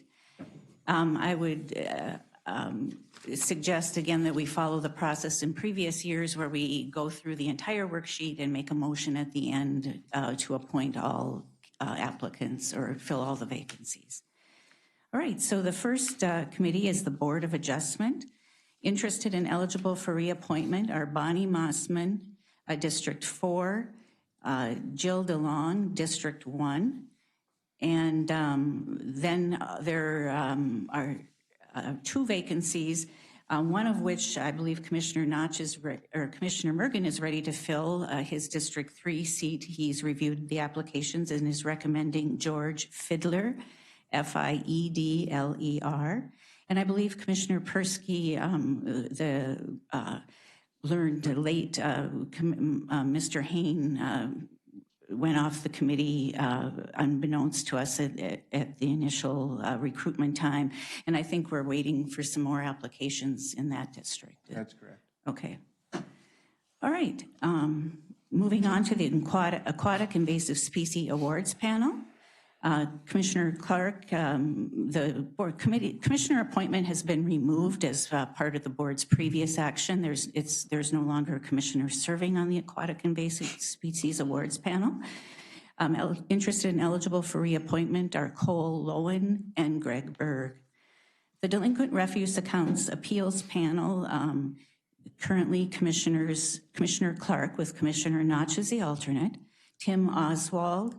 The citizen rep's term has reached term limits, and the business rep slot also remains open. There were no candidates for either of those. Also up for reappointment is staff person Troy Freihammer, an environmental specialist to be named as an alternate, and then Paula Sexton as a non-voting liaison. So it sounds like members, we should be looking for people willing to serve. This does not meet very often. Correct. I'm Very not sure I've infrequently. actually been on a meeting yet. Yeah, I don't believe In the it's met past in several years. years. So, Commissioner Morgan, I think you had a question. Or no? Okay, keep going. all right, moving on to the Feedlot Review Committee, the staff people on that change annually. This year it would be Bethy Jo Jutton, Amber Milky as the alternate, Alicia Goldman as the second alternate, and then moving on to Soil and Water Conservation would be Dennis Fuchs with Megan Herbst as the alternate, Dana Adams from Extension with Nathan Drewitz as the alternate. And then there were 2 applications received for the ag lender position that I forwarded to the board, and I would ask for the board's direction. I would like to recommend, can we state the name? Yes, you can. I'd like to recommend Corey Sand, who works for Central Minnesota Credit Union. Right, I believe he's the only candidate who truly met the requirements for the slot. All right. And can you just state again which slot that one is for? That is the ag lender, the Yes. last appointment on the Feedlot Review Committee. Very And important. Corey is Corey and last name Sand. Okay. All right, moving on to the Planning Commission. Currently, Commissioner Persky is the non-voting liaison with Commissioner Mergen as the alternate. Interested and eligible for reappointment are Jason Wienerman, Jason Wienerman, Jason Crone, and Jeff Bertram as the at-large. And there were 11 applicants for the at-large position, which I believe I shared with the board, so I would ask for direction. And then just a reminder that unless candidates are finalists, their names are not public information. So if you care to have a discussion about that, please refer to them by the applicant number. Do you want to do that now, or do you want us to get through the rest of this and come back to that one? It's up to you, Madam Chair. I'll go ahead and comment. Wait, Commissioner Persky, let's just go ahead and wait. Let's get through the rest of it, and then we'll come back before we do a motion. Okay. All right. Mostly because I know we're going to have some discussion on that one. So let's get through the rest of it. Go ahead. I thought we were taking one at a time. We're going to come back to that one. Just that I had the options. We'll come back to that. Let's get through the rest of the list, and then we'll come back to that one. Go ahead. Okay, Plating Committee, the Assistant Engineer, which is now Mike Decker, and I believe I'll have to discuss with Jody who she would recommend as an alternate. Greg Berg, Wayne Simblick as an alternate, Ryan Hennon, Steve Holthouse as an alternate, Planning Commission Representative, which is named by the Planning Commission annually, Jennifer Buckentine and Heidi Winskowski as an alternate. Moving on to the Wetland Rules Committee, the commissioner appointment was also removed from this committee. Other appointments that need to be made include Cole Lowen, Jennifer Kaminsky as an alternate, Jared Booms as a second alternate, Greg Berg, Dennis Fuchs as an alternate, Matthew Zinnel, and Jody Teich as an alternate. Wetlands Appeals Panel, currently Commissioners Mergen and Lensmeyer with Commissioner Notch as an alternate. Scott Henderson I believe has moved or is no longer able to continue to serve. And I would learn from Environmental Services that they are recruiting or looking for someone to fill that slot. I believe there are certain criteria. Okay, so moving on to the Environmental Services Fee Appeals Panel, Solid Waste. And typically the same person who serves on this committee also serves on the Delinquent Refuse Accounts Appeals Panel. Currently Commissioner Clark, Jeff Johnson, Steve Holthouse, Troy Freihammer, Tim Oswald, a business representative slot which remains open, Mr. Junkemer, who's reached term limits, and Paula Sexton. And again, additional recruitment will occur for those vacancies. Dairy Advisory Committee, currently Commissioners Notch and Clark. Interested and eligible for reappointment are Steve Mittendorf, Dennis Mittendorf, Matthew Brouet, Carl Funk, Dr. Steve Baldwin with Dr. Lee Michaels as an alternate. The Extension Committee, currently Commissioners Notch and Mergen, Randy Schreifels, and the 5th District appointment Commissioner Notch has a recommendation for a replacement for Tiffany Mayer. I believe that's Linda Shea. Yes. That's Okay, correct. Linda Shea, S-H-A-Y. Also interested and eligible for reappointment are John Malakowski, Susan Halls, and Kenneth Mossman. Moving on to the highway appointments, there is the Area Planning Organization Board, currently Commissioner Persky with Commissioner Lensmeyer as an alternate. The Area Planning Organization Technical Advisory Committee, Jody Teich. The Region 7W Transportation Committee, currently Commissioner Persky. The Highway 23 Coalition, Commissioner Persky and Commissioner Mergen as the alternate. Okay. If there are no questions, I'll move on to the Human Services Board of Appeals, Brian Frank. And again, this is another committee that meets very infrequently. Marlis, if I can move back to the highway, Yes. as far as the location, Oh, we're no okay. longer meeting in Way Park. Okay. Okay, we're meeting, it's been Great River Regional Library, it has been there. Okay, thank you. I'll make that correction. Commissioner Persky. Human Services. The Human Services Board is, of course, all county board members. The Human Services Advisory Committee, there were a number of opportunities here. The Eunice Agi is interested and eligible for reappointment. Recruitment is ongoing for the Virginia Risers slot. And I believe, and for Danny Wold's spot. The next vacancy, or the next person up for reappointment is Brian Junkemer for the at-large slot. Hani Omar Jacobson is Commissioner, I believe Commissioner Clark's recommendation to replace Zachary Dorholt, who is no longer able to participate. And then the District 3 slot recommended by Commissioner Mergen is Chris Greenes, Gruenes. State Community Health Services Advisory Board, Commissioner Clark with Commissioner Notch as the alternate.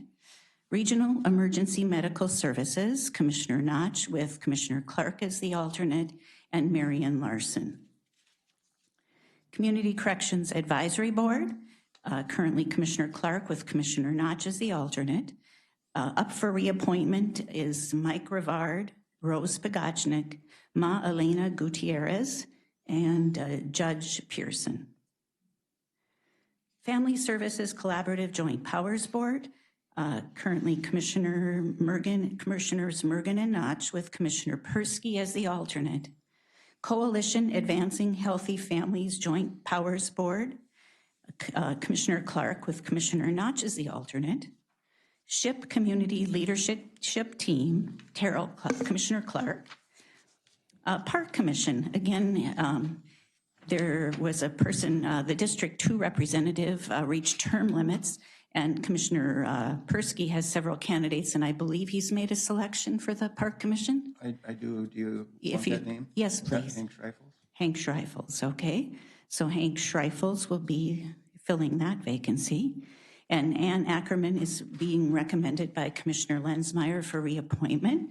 And this year we have a new opportunity for a at-large. The board previously acted on adding an at-large representative. And there were 10 applications that I forwarded to the board, and I would entertain again when we're through with the worksheet that there would be a discussion on those. I do have a quick question. We had, were there other applications for the at-large on the Human Services Advisory Board or no? Just so that we're aware. I don't believe so. Okay, all right, so, okay, thank you. All right, in the watersheds, most of those appointments come up in May or June. They're different than our annual appointment process, but we do appoint board members at this time. Sauk River Watershed District, currently Commissioner Notch. North Fork Crow River Watershed District, also Commissioner Notch. West Central Minnesota County and Watershed Joint Powers Board, Commissioner Notch with Commissioner Lensmeyer as the alternate. Crow River Joint Powers Board, Commissioner Mergen with Commissioner Notch as the alternate. So we have one more, which we did this year. It's the St. Cloud, Mississippi River Okay. one, and I'm the Okay. the member, and Commissioner Lenzmeier's the alternate. And at some point, we'll be having the Sartell one coming up. Okay, thank you. I'll add that to the worksheet. Then moving on to the agricultural inspector, the noxious weeds appeal committee by statute is required to be done by resolution, which was part of the consent agenda, so action was already taken in that regard. A non-departmental vacancy or opportunities are the AMC delegates, which is all commissioners, the administrator, the auditor treasurer, and the human services administrator. And I also at this time would like to walk through the policy committee appointments just to confirm those as well. I currently have for the Environmental and Natural Resources Policy Committee, Commissioner Notch. For the General Government Policy Committee, Commissioner Lenzmeier. For the Health and Human Services Policy Committee, Commissioner Clark. For the Public Safety Policy Committee, Commissioner Persky. And for the Transportation and Infrastructure Policy Committee, Commissioner Mergen. All right, the Career Solution Joint Powers Board, currently Commissioners Mergen and Lenzmeier. The Central Minnesota Council on Aging is Commissioner Clark and Commissioner Lenzmeier. The Central Minnesota Economic Development 7W District Board, Commissioners Persky and Lenzmeier. Community Adult Mental Health Initiative Joint Powers Board, Commissioner Notch and Julie Ellis from Human Services. The Criminal Justice Coordinating Committee, currently Commissioners Notch and Clark with Commissioner Persky as the alternate. Michael Williams, Steve Hammes, Steve Soika, John Lenz as an alternate, Mark Maslankowski, Jeff Oxton, Blair Anderson, Janelle Kendall, Oli Tetvin, Justin Lyson, Michael Lieberg, Judge Davik Halfin, Becky Bales-Cramlett, George Locke, Rex Tucker, Shannon Avenson, James Ilias, Melissa Huberty, Dan Miller, Julie Ellis, Dr. Richard Lee, Judge Hennessy, Renee Courtney, and Kathy Parsons. So we do know that, just real quick, we do know that Dr. Lee is retiring, so there will be a different person coming in representing the mental health center. Okay, he's thank retired. you. So just so you know, do you already know who it's going to be? Oh, yeah, and Rex Tucker retired, so they will be giving us somebody, and we'll just need to, when we come back, we'll have those Update names. the list. Commissioner Mergen. I just have a curious question here. Are these one-year appointments that they're all up? Yeah. Are these every year? Typically, staff appointments are done on an annual basis, whereas the public committee participations are rotated every 3 I'm years. just surprised that all of them are up. Yeah. Right. They're No, just, I actually kind of wonder that too, especially because in some ways these are a combination of positional and the fact that they're really pretty high impact people. But I agree with you, Commissioner Mergen. It does seem a little interesting. we have not historically interviewed for these or accepted applications. Right. I mean, they really and are. that- They're positional. They're by Right, position. right. They really, yeah. Jeff, I screwed up. What page is that? We're on page 6 near the bottom. All right. Okay, page 6, the bottom, Emergency Services Board, Commissioner Lenzmeier with Commissioner Notch as the alternate. The Emergency Services Board Users Committee, Aaron Tufte, Bob Dickhouse, James Hughes, Kristen Lahr, and Paul McIntyre. Moving on to page 7, we have the Great River Regional Library, currently Commissioner Lenzmeier. The District 1 representative was unable to continue to serve. Yes, she moved. She moved. And Commissioner Clark has a recommendation for appointing a new candidate. Lynn Gruing. And that's Grewing, Lynn Gruing. The History Museum Board is Commissioner Mergen. Housing and Redevelopment Authority, also Commissioner Mergen. Interested and eligible for reappointment to the District 5 seat on the HRA board is Joshua T. Schaefer. Law Library, currently Commissioner Lenzmeier. Minnesota Intercounty Association, Commissioners Clark, Lenzmeier with Commissioner Mergen as the alternate. Minnesota Counties Computer Cooperative, Randy Schreifels is the delegate. and Jeff Johnson, the alternate. Painesville Airport Zoning Board, Shelley Benson and Jennifer Buckentine. Region 7W CDS Strategy Committee, Michael Williams. Region 7W CEDS Joint Powers Board, Commissioners Lensmeyer and Persky. Regional Rail Authority, Commissioners Clark, Lensmeyer, and Notch. The St. Cloud Airport, I see I missed the Sauk Center Joint Airport Zoning Board is also an annual. Shelley Benson and Heidi Winskowski.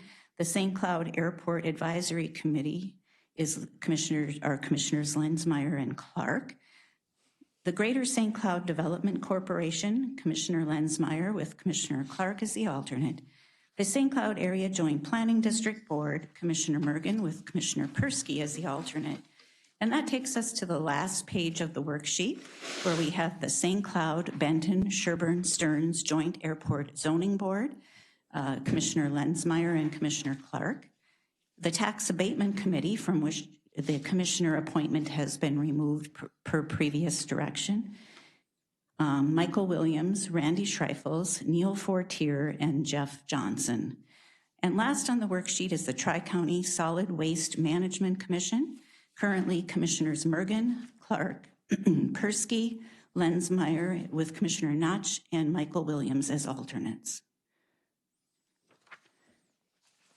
Okay.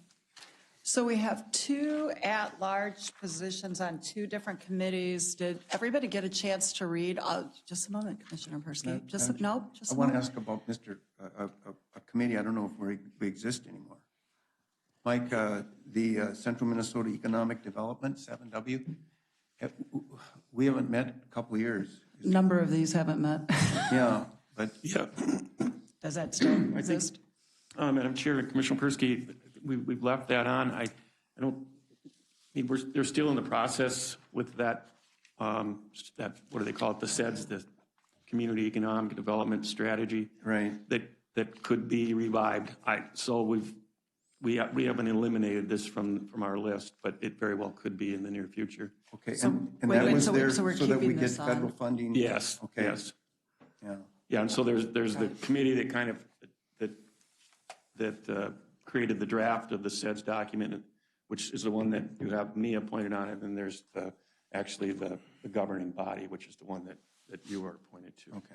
The other committee here that is in flux too is the St. Cloud Airport Advisory Commission. Right.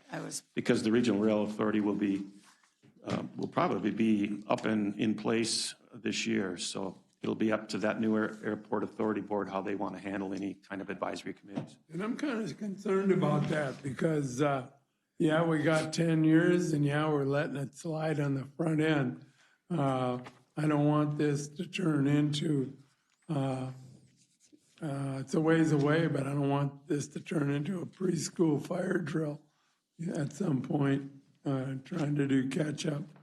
The good news is as various grants and so forth, opportunities pop up, maybe that will get that down the road for better organization. But let's not let that slide. It would probably be good to get an update on that at some point. I did, Madam Chair, and Commissioner, I did forward a report, I think last week to you as by way of an update. Yep. And if we would want to continue, if we want more information than that, I can try to answer questions, or we can have someone from the authority come to a meeting if you want an update in that way. It'd probably be a good idea, going back to Commissioner Lensmeyer's raised point, it gives us an opportunity to reinforce that we want to make sure they... Certain representatives from the city and from the Airport Authority, the chair is Brian Myers. I'm sure they would be happy to come and give a report and answer questions. That would be good. No point being shy. That has too much potential. So it sounds like we got a couple of different entities that might be a little bit in flux, and if the board needs to revisit this, you will bring it back to us, definitely. right? Are you okay with still being on this mythological well, the entity? last 2 years, the meetings have been fine. Yes, that I would say we've got a few, actually a couple at least that I'm on. I guess the good news is there hasn't been any needed action. The bad news with that one is we should have had some needed action. Oh, yeah, although I'm hope we're not missing out on some dollars that we Right. would otherwise get from the feds, so. Absolutely. Good point. Okay, so going back to my question, where I started was, Marlis has forwarded us and printed off the at-large applicants for both the Parks Committee and for the Planning Commission. Did all members get a chance to look? I know that there was a couple people in here that referred to previous applications, which is a little hard to, I don't know what was in the previous applications, but I'm not sure that's a hinder. Did everybody get a chance to read all of these? Okay. So let's take one at a time. Let's do the Planning Commission one first. Not planning, the Parks Commission one first. This is, Joe, it's a new one, right? Mm-hmm. Right? Remember, we're referring to all, in these, both these conversations, we're not referring to names, we're referring to numbers. Marlis has put them on the top right side, so we can refer to that. Does it, Commissioner Notch? Well, hopefully I can say this correctly, but in previous conversation, we talked about different diversity on some of these committees, and I would recommend or suggest number 5 possibly as a at-large representative.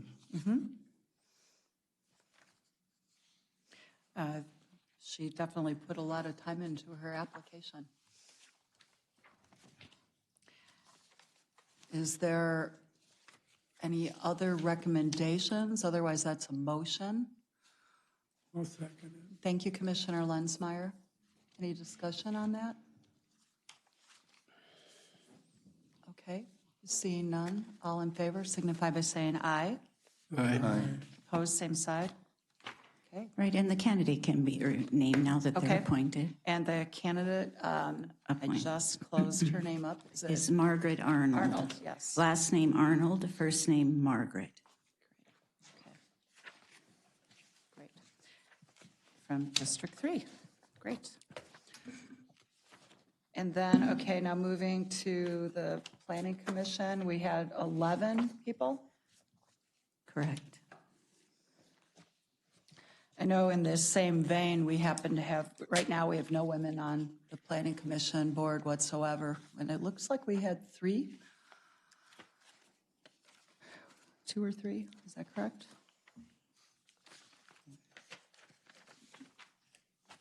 Madam Chair? Commissioner Persky. Yeah, with that planning commission, I'll tell you what, that's a diligent group.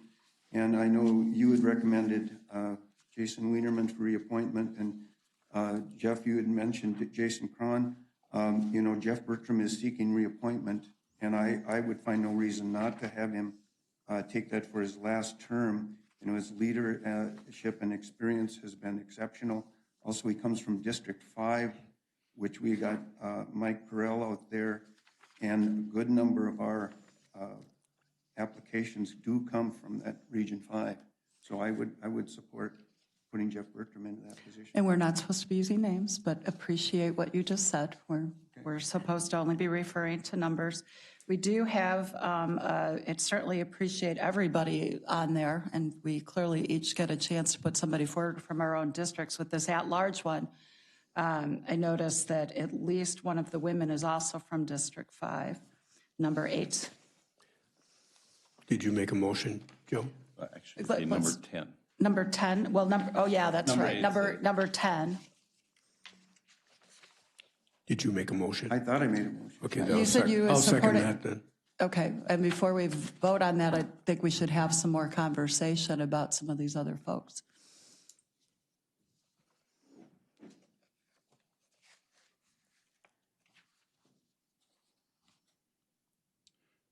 I guess honestly, I can support either 9 or 10. I guess, you know, eventually, you know, hopefully we get the diversification that was recommended to come forward, so.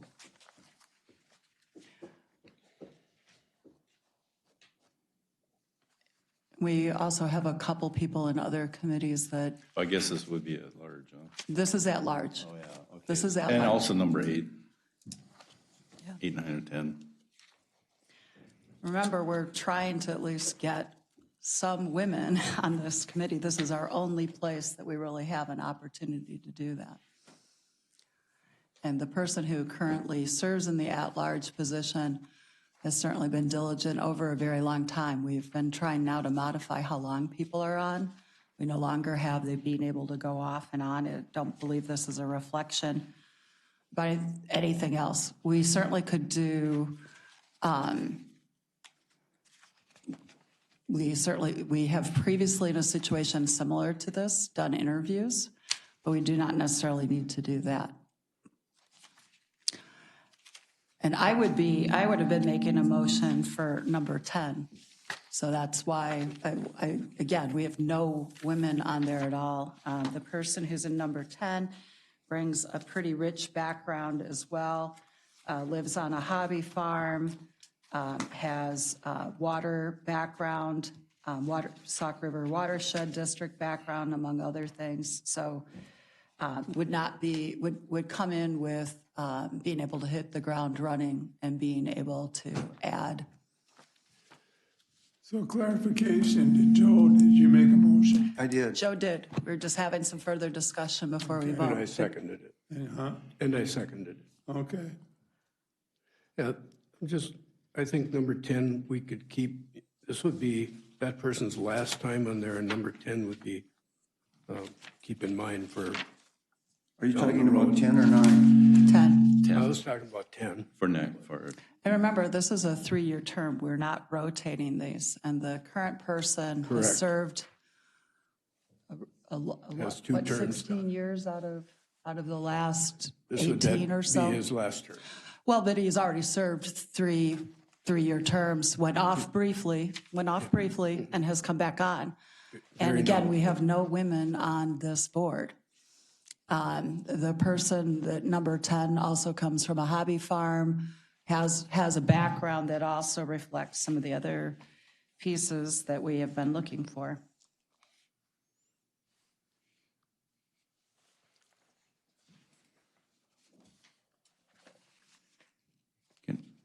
Commissioner Notch? Which districts are up next year? Are there any of these that are currently on there that are up next year? The 23 opportunities, those that go off at the end of 22 are Sean Blackburn in District 2 and Kenneth Mossman in District 4. Okay.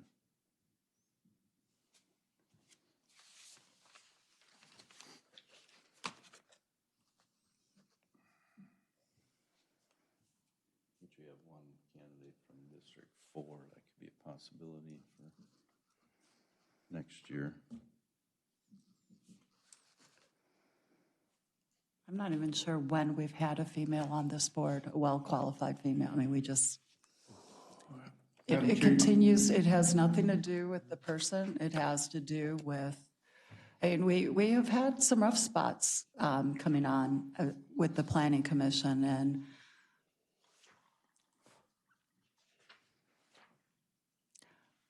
so we could go ahead and there's been a motion, a second.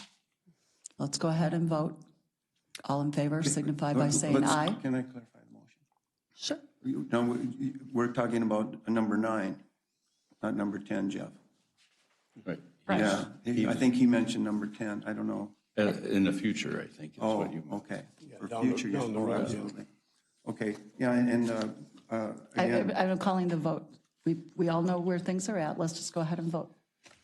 Okay, all in favor signify by saying aye on the motion. aye. Opposed, say nay. Nay. It's a split. Can we go ahead and take the roll? Okay. Somebody, Brandy's not here. We don't. Okay. Commissioner Lensmeyer? Aye. Commissioner Morgan? Aye. Commissioner Notch? Aye. Commissioner Persky? Aye. Nay. And again, it has nothing to do with the person who's been on there for 16 of the last 17 or 18 years, but we have taken a route that we are right now not going to be following, and that's a problem. I think you've accomplished something with, or we've accomplished something with the discussion this generated? I think we have not altered, we have not modified and brought on any diverse representation on that board. So I hate to say that as the only woman sitting on this board. You did appoint, not necessarily here, but you got Margaret Arnold involved and No, but I'm talking about this board. This board Yeah. is the one that has, it is Yeah. a consequential position. Yeah. And we have nobody, we had an opportunity to do that. So I hope we can get her engaged in some other way. yeah, doesn't hurt to recruit. We can do that. Well, we recruited, we just didn't make a change, so that's a challenge. So I hope you all do, and you're looking at that moving forward. Okay, so Madam we Chair, need a if I motion may, on this? Or do you but have- we did have 3 positions open in the planning commission. Again, this is the at-large Right, but we had- position, and neither of the other 2 have been on for very long. This particular person has been on for 16 of the last 17, 18 years. And as was brought up, I had no women in District 1, so there was not an opportunity there, Commissioner Persky. And I certainly haven't seen you bring somebody forward for that. So when you walk away, just remember, there was an opportunity today to do that in a well-qualified person. Well, we get more. Okay, so now do we need to go ahead and go to a vote on these? Entertain a motion on the full Right. worksheet. So entertain a motion on the full worksheet. Everybody that we have just talked about, we're going to finalize this. Is there a motion to approve? Also move. Great. Second. Okay. Is there any further discussion? Seeing none, all in favor signify by saying aye. Aye. Opposed, same sign. Motion's approved. And Commissioner Clark, if I just might mention, while the bulk of the appointments are made at the end of the year, applications are accepted throughout the year, and there are certainly some opportunities that occur outside of the end of the year meeting. People who are interested in our boards and committees, I would encourage to visit our website, stearnscountymn.gov. Thank you. Absolutely, and we do have a few openings still, so if anybody watching is interested, they should be coming forward, and members, please consider recruiting. We've got a couple of different places they said we're still recruiting on. Commissioner Merkin. Yeah, Marlis, could you just send us a abbreviated copy of which positions are still open? That would be Yes. helpful. Yes, I'd be glad That's a to good do idea. that. Okay, thank you. And hang on to the applications. I mean, Yes, they are stored We in got an a, application that's 3 years old, well, that one, but keep them for at least a year. I believe our policy or new practice is to keep them for 3 years. Great. Thank you. Good. All right, thank you. Commissioner Notch?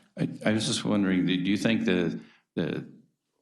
we've seen to done more advertising, do you think that's helped bring in more candidates for these boards, committees? There certainly were a good number of candidates this year for a few of the positions. So I certainly think the work that's been done is bearing some fruit, so to speak.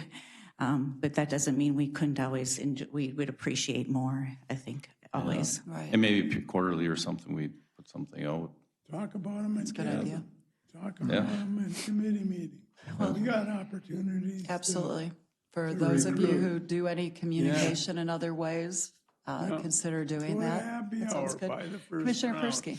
We got to applaud the people that do serve on these committees because, a lot of these meetings are at the end of the day. Some of them go into the night. They require some outside work as well. And a lot of people just don't want to take the time to do it, and just like our salaries with the compensation. The compensation isn't there. They have to have the passion to want to serve. And some who come early in the morning. It's not Yeah. just in the evening. Before, you Take have to time come off of before work. Yeah. Yep, Yeah, we definitely have got absolutely. some who do that, and we appreciate certainly all of their work. And it is a good problem to have when you have multiple people who are interested. And our goal of having newer voices is really important, so we need to continue to figure that one out. We're about to move to issues by commissioners. Is there anything Just more one on more this thing one? about this, yeah. Okay, Commissioner Persky and then Commissioner Notch. Mike, one thing that has worked well is like with that Highway 23 coalition, is that we got people all the way down to Pipestone, we got people all the way out by Mora. And so we do meet, online. And so I don't know if that would help this at all. Just with like the Park Commission, we had trouble with somebody on the edge out by Polk County having to come in always, and with the weather and that, you know, having them being able to join electronically makes a difference as well, so. Yep. We have a number of people who really like that. I think the Dairy Advisory is the main one that's meeting in person again. Commissioner Notch. Well, I just had a question because the last page is the per diems. And, you know, at some point, I don't know if it's next year, you know, I think we maybe have to consider possibly some adjustments on to those per diems too. A good point. Administration can take a look at that and make a recommendation to us. Okay, anything else on appointments? If not, we'll do issues by commissioner. Commissioner Lensmeyer. Nothing. Commissioner Mergen. I have nothing. Commissioner Notch. I think today at 2 o'clock, the sheriff department has their Yes. ceremony at the Civic Center. I'm not sure if anybody is. I guess I plan on stopping in. And What time's the meeting you want me to at tomorrow? Let's talk about that I don't know. after. I think I sent it to you. Let's finish our meeting and then you can talk about other meetings. Okay. Thank you for that reminder. There's a lot of people to be celebrating their work there.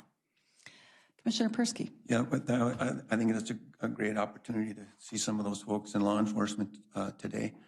Just one other item relating to law enforcement, and that's the human trafficking. We did receive a grant for $575,000 to continue the human trafficking board as we have it, and add a position, I believe. So we're very encouraged to see that come in, and another dark-sided issue in the county, but it has to be addressed.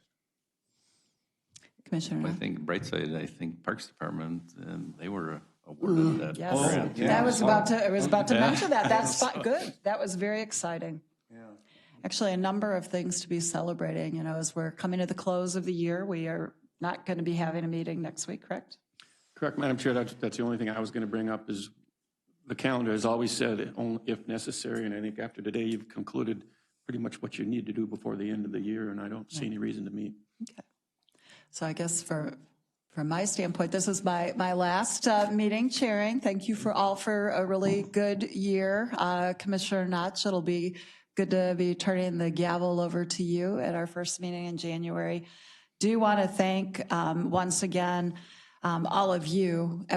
We all work really hard, and this is Commissioner Bergen, you were being nice when you were saying this is the easiest job. There are a lot of complex issues. Maybe for you, this is the easiest job.